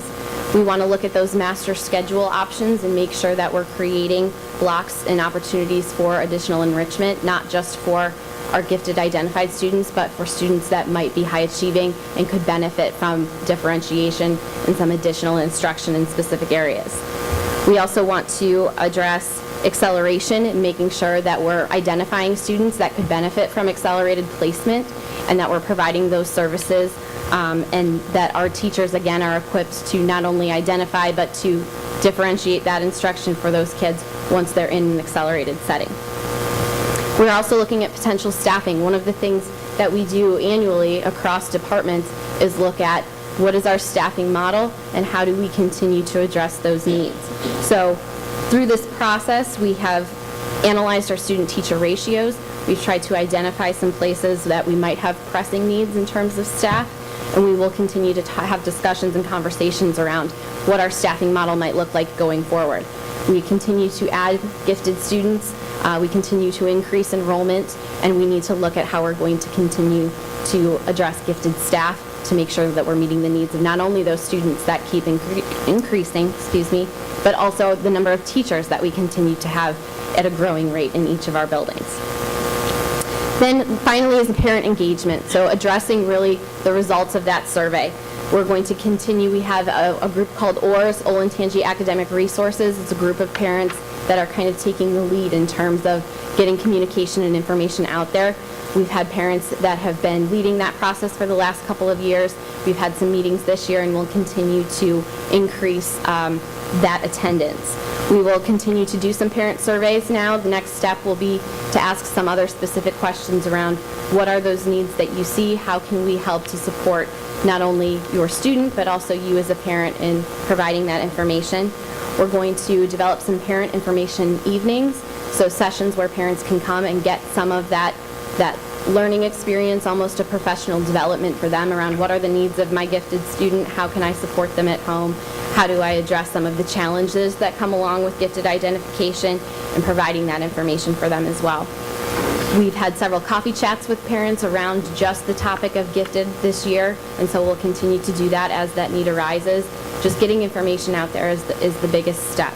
And we're moving to a system that will allow us to have additional information for parents to access around gifted within PowerSchool. So a system that they're already able to get in and are familiar with will have additional gifted documents and things in that system as well.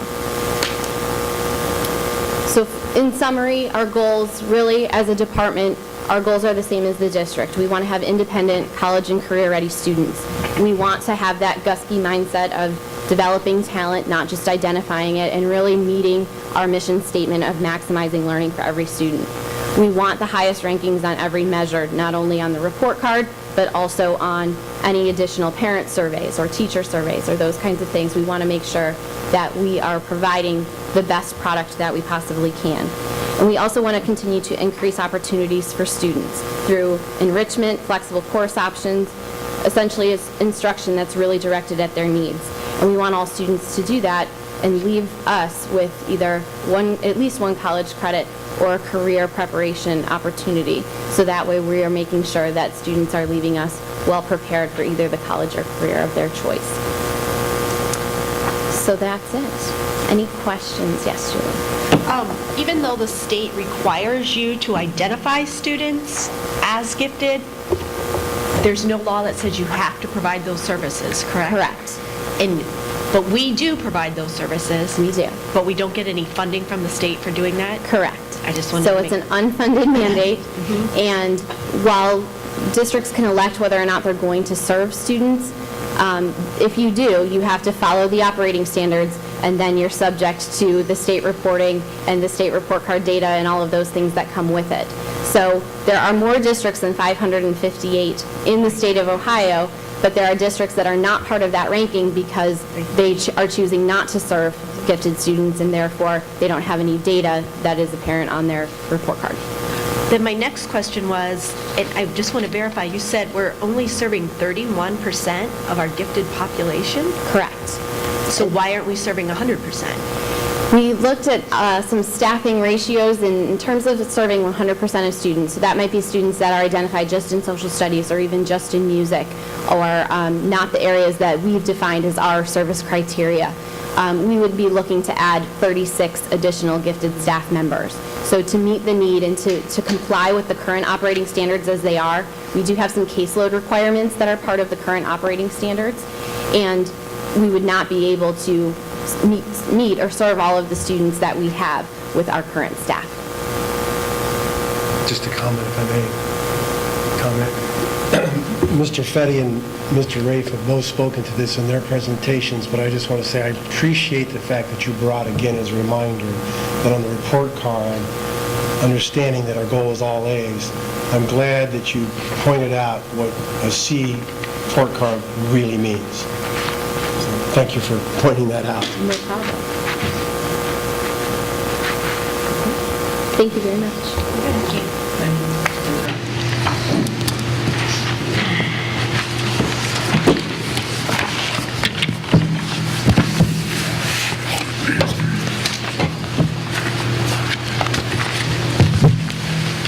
We're approaching the 2-hour mark. We need a break. Quick break? Yeah, I was going to. Okay. So it's 8:25. We're approaching the 2-hour mark. Not that mark, but the 2-hour time. Can we take 10? 5. 5? Yeah. Bio break. 5-minute break. so 8:35, try to be back at 8:30. 8:30. So entertain a motion for 5-minute recess. So moved. Second. Discussion. Please call the roll. Mrs. Dunbar? Yes. Mrs. Feasel? Yes. Mr. King? Yes. Mr. White? Yes. Mr. O'Brien? Yes.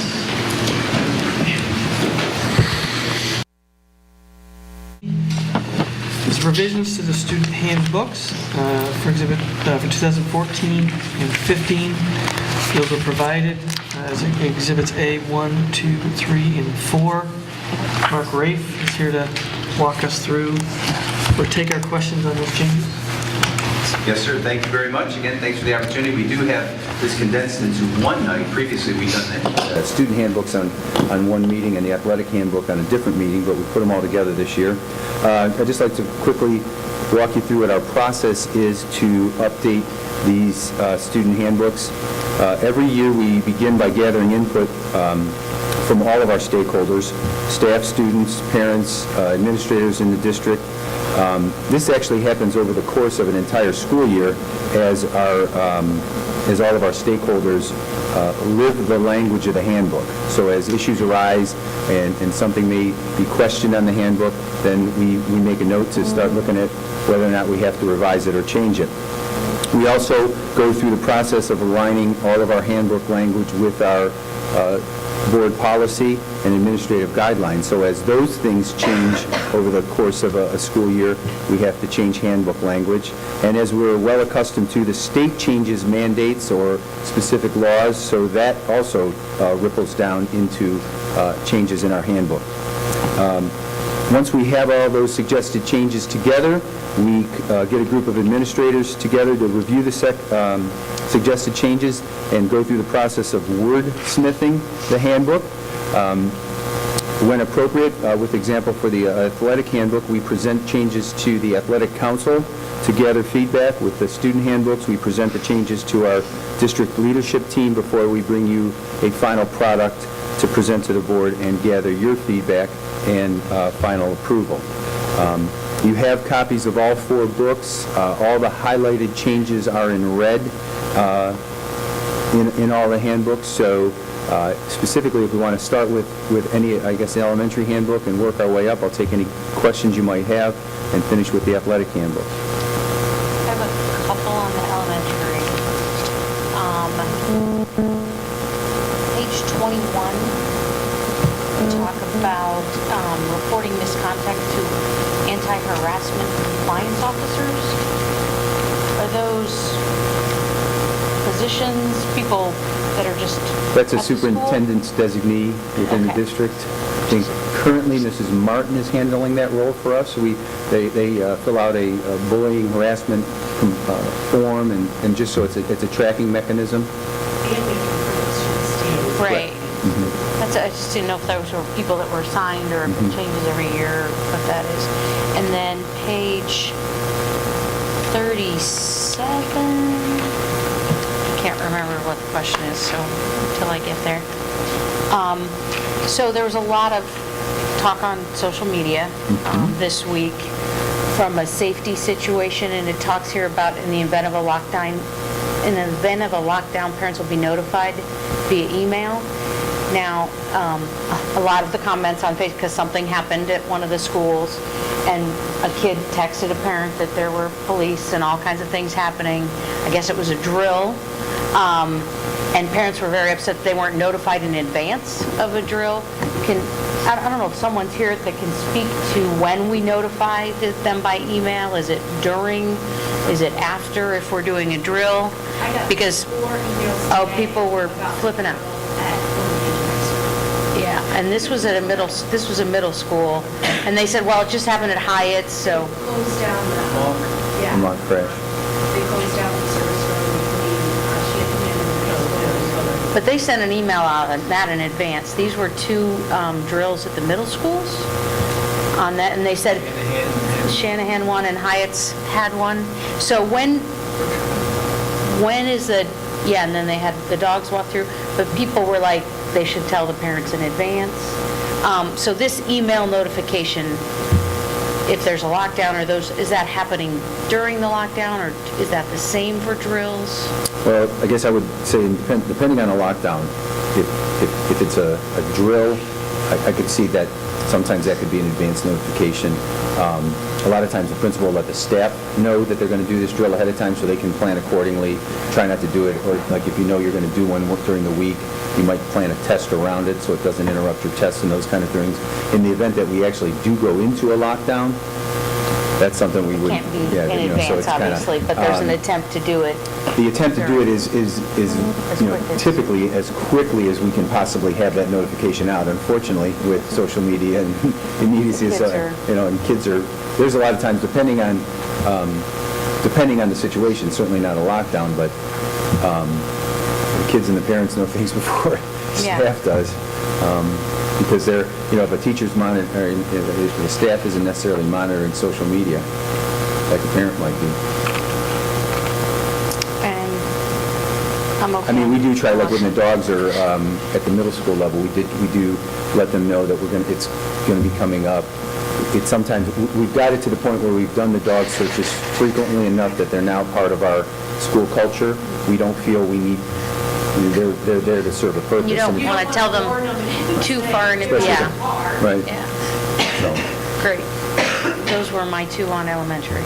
okay. Any other, two more in the elementary on page 41, where it says student record, that lists the directory information. I think we should, it's given out, it says directory information which may be disclosed without prior written consent, and it will give out a student's name, find the newspaper, whatever, address, and there's a telephone number and date of birth and place of birth. Those last ones I think we should pull out. It's like the keys to identity theft, place of birth and date of birth and the telephone number. It's on the last bullet. Good last bullet. Yeah. That's a lot of information. Stuff at the end.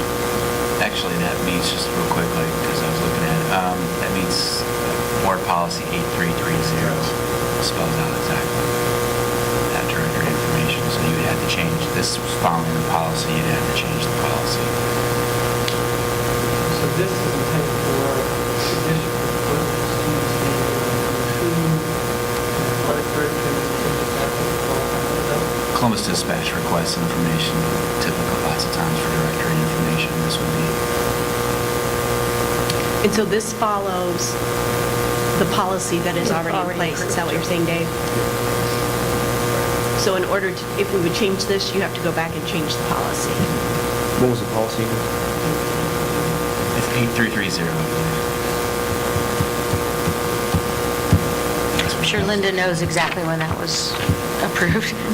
I can see her trying to look it up right now. I mentioned it then, too. Sorry. I forgot one other one, which is on the surveys. It's on page 42. The third-party surveys that collect data on asking kids, like, political affiliations or their parents or themselves, religious practices, and other questions.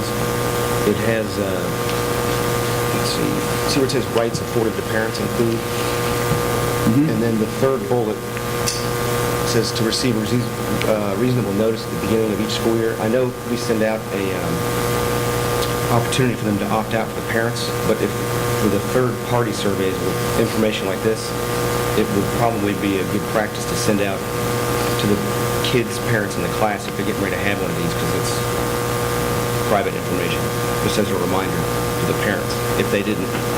I would say we are highly, highly selective with what we do as far as third-party surveys. I mean, an example, we just participated in the Youth Risk Behavior Survey that was conducted by the Delaware General Health District. But we're highly selective in what we do with third-party surveys. But I do. But how's the parents we do notify parents in advance. But the teacher can give it to the kids, say, hey, there's going to be a survey on next Friday. What you do, give it to your parents. It also has the paragraph right at the top that they have the right to submit a request to not be included from the directory information standpoint and from having access from third parties to PTOs and booster organizations. And we do have a fair number of those that people opt out on. Opt out. And that, again, that's been part of our policy for a long time. Oh, yeah, I know you do the annual one that comes out in the beginning.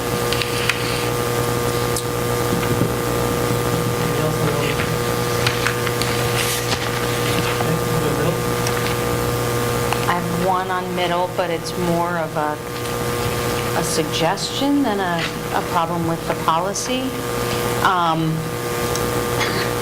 The parental supervision at events, 39. I think there's a way we need to advertise that as someone who's at every Friday night football game working concessions with 300 middle schoolers that are dropped off without their parents there. I'd encourage us to find a way to talk about this policy because it's saying basically that they need to be supervised at all times. And I'm not kidding you, when there are 75 cars there dropping their children off and picking them up. So I'm a babysitter for 300 middle schoolers who aren't well behaved. So just interesting that it's in the handbook, and I think we should take an opportunity, certainly when football season comes, to somehow talk about that. It's after dances and 39 of 47, yeah. I will, that's certainly something I can always talk about with our middle school principals. I do know they attend events, especially the bigger attended events, football Friday nights and those kind of things. I would offer to any board member, if you really want to, you can stand inside the fence by the football field with Dr. Lucas and I. It's a lot safer in there. Which I do. I'm sorry, I'm too busy selling hot dogs, and they all want to stand directly in front and not buy anything. Except at the Liberty, when you have the inter-district games, those are all in the end zone with you. Yeah, but I just think it's interesting that it's in the handbook and nobody pays any attention to it. I would agree. I mean, there has to be some kind of information given out at the beginning of the school year, because some of these football games are getting out of hand. It's out of hand. I mean, we're having to leave and go take care of things happening in front. I've had to go get resource officers from the high school to deal, and it's all middle school kids, it's not high school kids.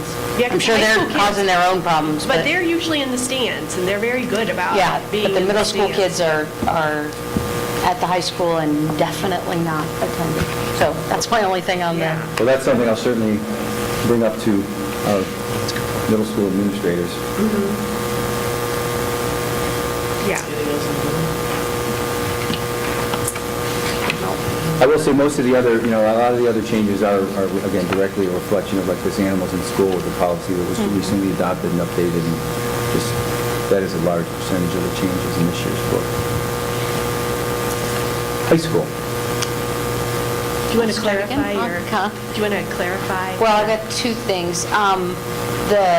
The page 15, it's about the valedictorian, and we had Austin come in and talk about how the grading hurt his, so page 15 of 52, how his chances for being valedictorian because he took music and art.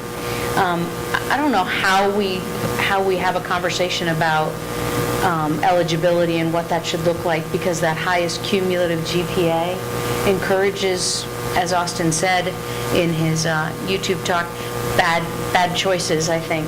Don't take art, don't take music, don't take those things on that 4-point scale that hurt your GPA and doesn't make for the most well-rounded individual. So, well, I would certainly be happy to entertain that conversation with the high school principals and our guidance counselors, our staff, and I don't know the answer. Well, I will tell you, when this awards graduation went into effect, the three-tiered summa cum laude, magna cum laude, and cum laude, when it went into effect, the administrative team at the time recommended removing the designation of valedictorian. But valedictorian doesn't mean, by definition, the highest GPA in the class. That's just what it's become to know.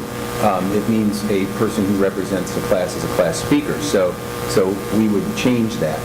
At the time, there was a board member who was adamant that we had to recognize the person in the class with the highest GPA. So it's basically stood since then. We haven't brought it back, but I'd be more than happy to bring it back for discussion. Yeah, I don't even know what that process would look like, but I would support that as well. I will say, I believe strongly in what we do, weighting advanced placement classes Oh, because they're college-level yeah, classes. I think that is a Yeah, I'm not very saying good make practice. choir 5, but... The practice that we don't weight honors classes. Right. That, because when you start all down those roads, it's really hard to stop it. And I think we should always continue to encourage kids to take the highest level, most rigorous class possible, regardless of whether they're getting a weighted grade or not. I don't think the non-weighted grade has hurt our participation in the arts, in the music and the arts classes, so... Well, last year's Liberty valedictorian did not take choir senior year so that she could be valedictorian. So they lost someone with talent who had done it every year until senior year because it would affect... I've stood in conversations with kids that are planning their classes around trying to beat another kid getting one more AP class, and that's just, so I'm not saying change the grading. I don't know what the answer is, but I'd love to see the conversation where highest GPA isn't maybe one of the criteria for... Well, that's why we did try to, we used to have 3 criteria for valedictorian, so that there were other ways to get in there and rather than just the highest GPA. And that's why we do have multiple valedictorians. So it's just to... That will be on our to-do list for next year then. Have the conversation again. Yep. And then I asked for some clarity on the athletic eligibility on the back, why you've added the wording around not including physical education and what the definition of activity courses were. The last page, 52 and 52.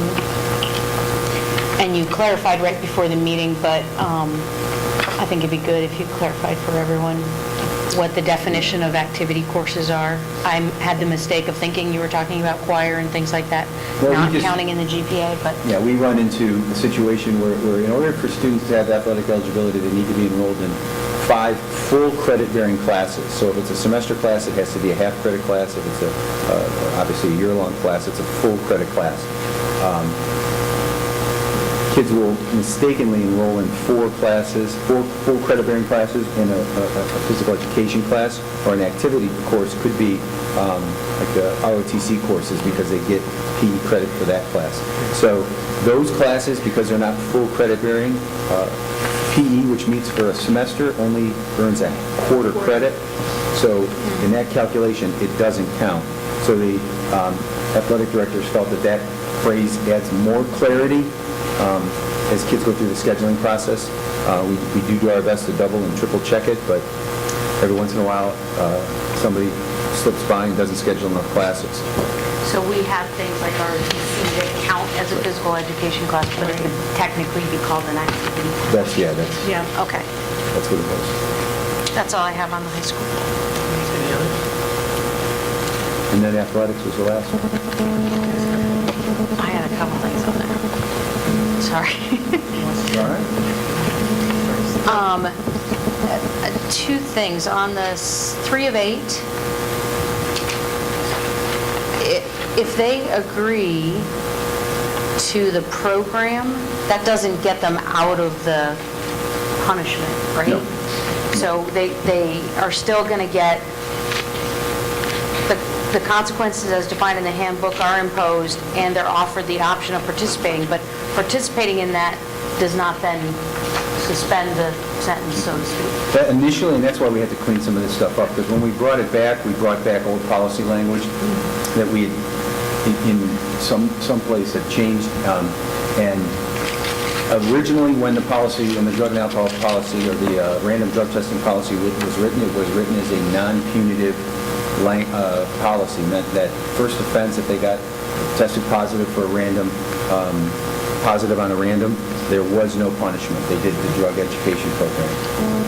Within the policy over the course of the years, we determined that was not enough of a deterrent for our kids, so we put in a first offense, the same, because what would happen was a kid would test positive on a random, then they'd try to self-refer, but then they'd have a first offense, and and that's why last year you approved us up in the punishment from 25 reduced to 10 to 50 reduced to 25.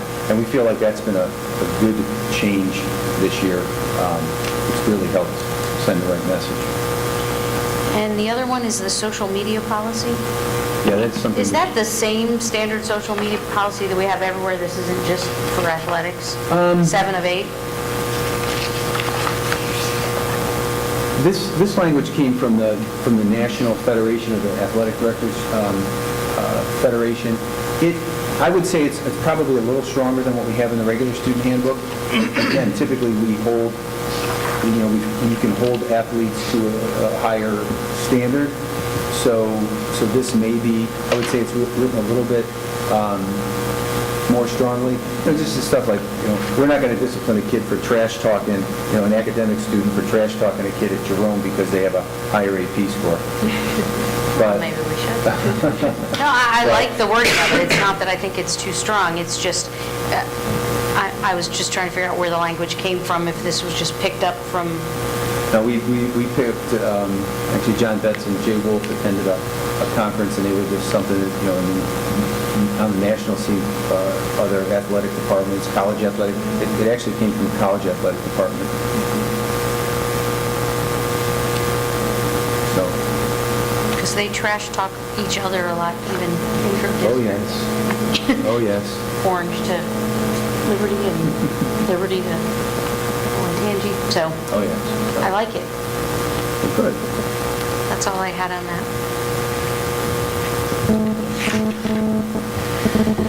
Okay. Thank you very much. Thank you.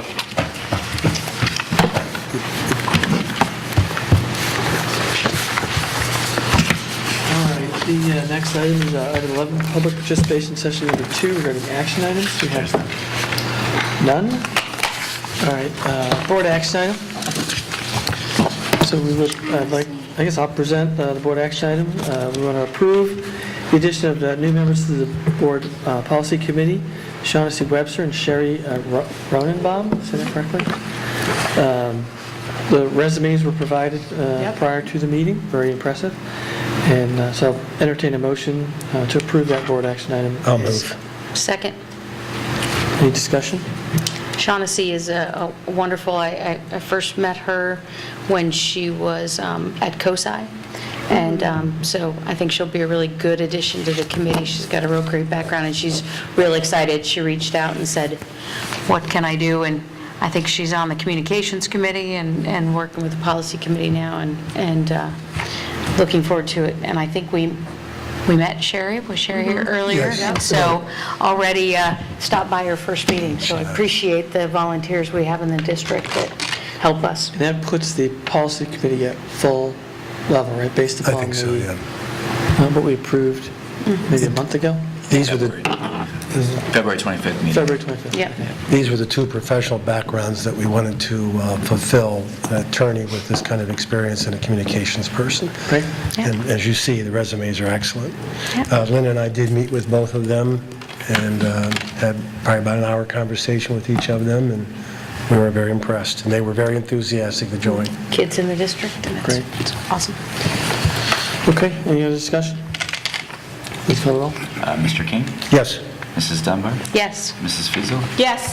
Mr. White? Yes. Mr. O'Brien? Yes. Mr. Kern, would you like to present the treasurer action items? Yes.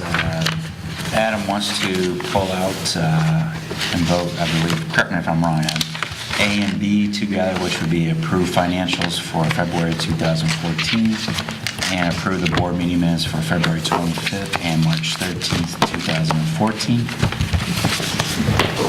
Yes. Correct. Okay. So which are you presenting first? I'm sorry. I am presenting the A and B approved financials for February 2014. So moved. Second. Okay, discussion. Can we now would provide the appropriate time to amend the February 25th minutes to include the motion made and not seconded that we talked about earlier? And then approve those minutes as amended is the proper way to do it? Okay. Repeat that again, a little slower. You're going to amend the minutes from the February 25th, where I asked you to include the Right. motion that I made that wasn't seconded? Yeah. Now is the proper way to do it, not delete them from the agenda, then amend them, then reapply them to the agenda. You do it here properly. How can you do it before it's We're going to, back on there. the motion made is as amended, and he's going to amend it to reflect that action item. Right. Okay? Wait a minute, but Please call I the made a roll. motion and no one seconded it. How does that work? Right, but Because you made the motion to amend You the made motion agenda, not to agenda, amend not the to amend the minutes. I just made a motion to amend the minutes. I asked to have them remove them. Right. And we didn't said remove no. it. We didn't We're- second we're it, so gonna- it wasn't We removed. can approve it as amended tonight, instead of having to bring it back again. And when do they come back so I can see them? It won't. We'll trust that he amends it properly. Right, and they'll be in the... Ask him for a copy of them if you don't trust that Brian will change them. You don't have to vote for it. Go ahead. He's already, Okay.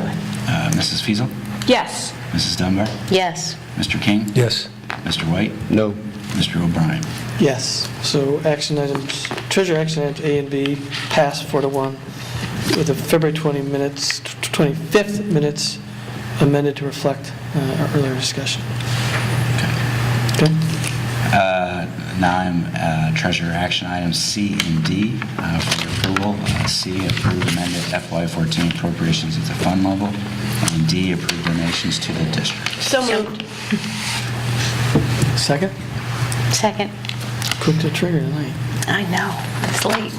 Okay, any discussions on C and D, appropriations and Yeah, donations? we all appreciate the donations. I have an actual question on the, observation on the donations, though. I'm hoping, and I know we've talked about it when we have our strategy, we talk about the technology plan, because one school, Freedom Trail's buying 10 Macs, and another school, also in elementary, gets Chromebooks. You know, this idea that the school says, this is what I want, or this is what I need, you know, which should it be? Obviously, 30 Chromebooks, a lot less expensive, but who's making those decisions? And if they're all happening at the school level, that's not part of a larger technology plan. And so appreciate the PTOs. The PTOs just do what they ask, what the administrator, I'm assuming, is asked for, but I'm hoping we have some technology discussion about a larger strategic plan. Yes, it is being vetted before Mr. Testa and members of his organization, and will continue to be so. And I So also... you're going to have different things for you know, as the request, and he wants to make sure that all of them will be compatible with our operating system and what we are looking for in the future. Yes. Because it splits support from a technology standpoint, and, you know, if we're going to have half and half max. And then I'm curious what security film is. Security film for doors and windows? Jeff, do you want to address that, the security for doors and windows from what we installed? No, what is it? The donation. Is it a film that Security keeps film it and from living shattering, or is it just, okay. It's the same film we put on last summer as part of our security package, and more was donated, they wouldn't do more. But it keeps, if the window's broken, from just falling down and getting easy access. So somebody trying to get through that window in a hurry would have to fight through that, rip that apart. And again, as part of our Alice trains, that delay tactic that we're looking for there, to take more time to go get through. That's the key word. Cool. Delay is the key word. Thank It's not you. going to prevent access, but it's going to delay it. Okay, any other discussion? Please call the roll. Mrs. Fiesel, Yes. Mrs. Dunbar, Yes. Mr. King, Yes. Mr. White, Yes. Mr. O'Brien. Yes, so treasure action item C and D pass 5-0. Thank you. Dr. Lucas, you want to present the superintendent action items, please? I believe Mr. White has something he'd like to pull. All right. A1, A5 through 7, 9, A9, A10, A15, B1, D, E, and G. D, E, and G. Right. Correct? Yes. All right, let's go through, make sure we're all on the same page here. Okay. Because you lost me after. Asked to present superintendent action items A1, 5, 6, 7, 9, 10, and 15. Okay, 15's on the addendum. That's correct. For those following along. B1, Okay? D, E, and G for approval, please. E and G. All right, now let me go through and make sure Yes. we understand what they are, instead of just the letters. So, we will be considering the administrative employments for Jason Bates, Bridget McMillan, the new teacher academy stipend, the cultural and religious diversity course for teachers, the cultural and religious diversity course, those are 1 and 2, employment of individuals for supplementals, which would be, in essence, coaches, and pupil supervisors, the pupil activity supervisors. B1 is the renewal of classified contracts. What was Oh, sorry, 15? I forgot 15. 15 is the certified Wednesday, Saturday instructor. B1 is the renewal of classified contracts.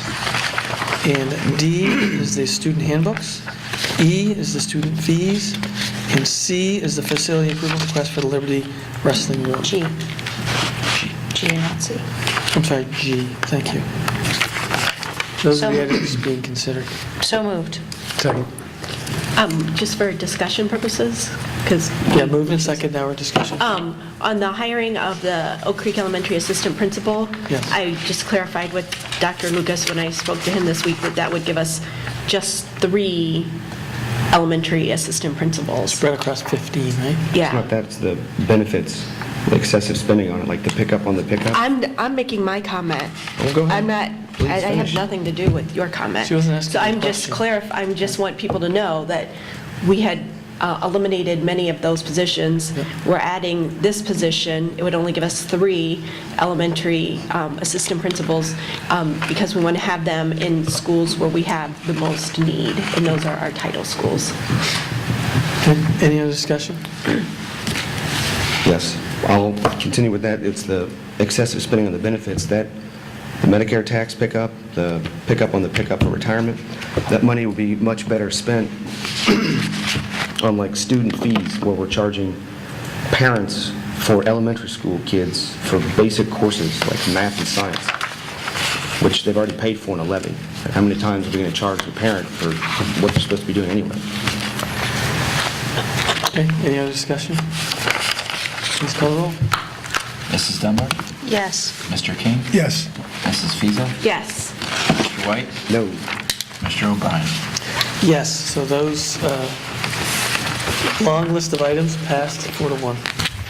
Okay, next I present superintendent action items. Do you want me to be specific here or just say all the others? Because we did have an addendum on K, so it would be better. Why don't you spell them out? Okay. Items A, 2, 3. Why don't you describe them as you thought of? Okay. So Kevin doesn't have to. That's okay. Item A2 would be certified individuals as shown in the exhibit. Item 3 would be the automatic non-renewals of August hires and previously retired teachers that we talked about. Item 4 would be the renewal of certified contracts in Exhibit C3. A8 would be the certified positions paid through memorandum billing, as shown in Exhibit C5. Item A11 would be granting unpaid leave of absence. 12 and 13 addresses resignations and retirements. A14, accept the following supplemental resignations. B2, classified employees for the drama department, paid through memorandum billing.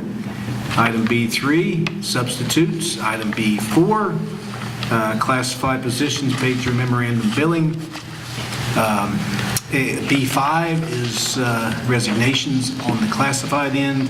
B6, classified employment for 13-14, that is a transportation dispatcher. That's for this current school year, by the way. Item B7, classified unpaid leave of absence. And item B8 is the classified transfer. Item C would be graduating seniors pending certification.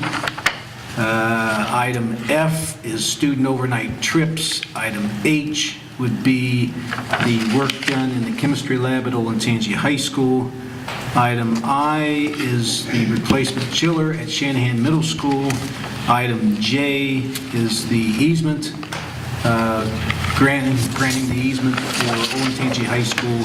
And item K is the change to the school calendar for the 14-15 school year. Good job. Can I have a motion? So moved. Second? Second. Discussion? Yeah, go ahead. One other?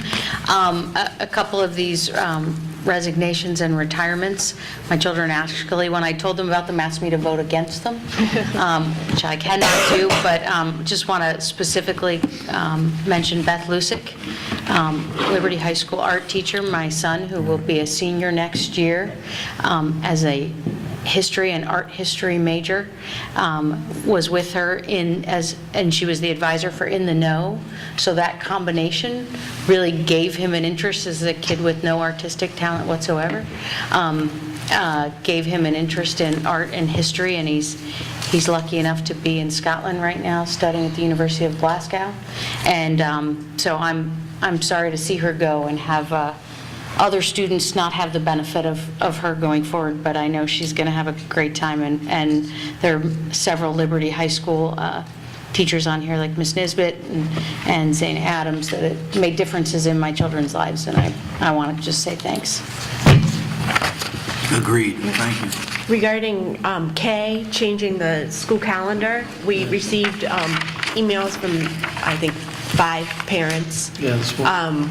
Regarding, they don't want us to change it because they've already made plans, and I've been in contact, and they have elementary students, so they don't understand the impact yet of the Ohio graduation tests. We have to be flexible. I know when I was on spring break this year, we had already made our plans for next year, and now those will change, but I have to make the decision that's based on the best academic performance of our students, and that's why I will approve this tonight. And that's, we have a follow-up item to talk about calendars, which I've written down. Correct. Because it is unfortunate that, yes, it's made plans based upon the approved and published calendar that we're now changing. So I sympathize with it. I do think it's the right decision to make the change. The easement, is this like the third time in the same? Yeah, they keep changing the plans. It's either the second or the third. Is this final? Ask Jeff about that again back there. Is this the second or third time on this easement? I think it's the second, isn't it? Second on this one. Yeah. The developer had bought another piece of land as well, but the county asked them to change the easement to adjust it, so it wasn't the developer, which is what's happening. The developers want to try to get everything in place before they purchase the property and exercise their option. So they do that, but then when it goes to the county approval, a lot of times the county changes it. Okay. Thank you. I think that's it. Any other discussion on those items? No? Please call the roll. Mrs. Fiesel, Yep. Mr. King, Yes. Mrs. Denmark, Yes. Mr. White, Yes. Mr. O'Brien. Yes, so those items pass 5-0. So we will now go to executive session. Before we do that, I did write down, I want to make sure we're all on the same page, 3 things that we're going to take on as future discussion items: school calendars, Sunday graduation, and the valedictorian definition. Yes. So we can make sure we work those into future discussion items. And then, so with that, I will entertain a motion to go into executive session to discuss preparing for conducting review and negotiations, bargaining sessions with employees. There will be no action items taken after. We will just come back to adjourn. So moved. Second. Any discussion? Okay, please call the roll. Mrs. Fiesel, Yep. Mrs. Denmark, Yes. Mr. King, Yes. Mr. White, Yes. Mr. O'Brien. Yes.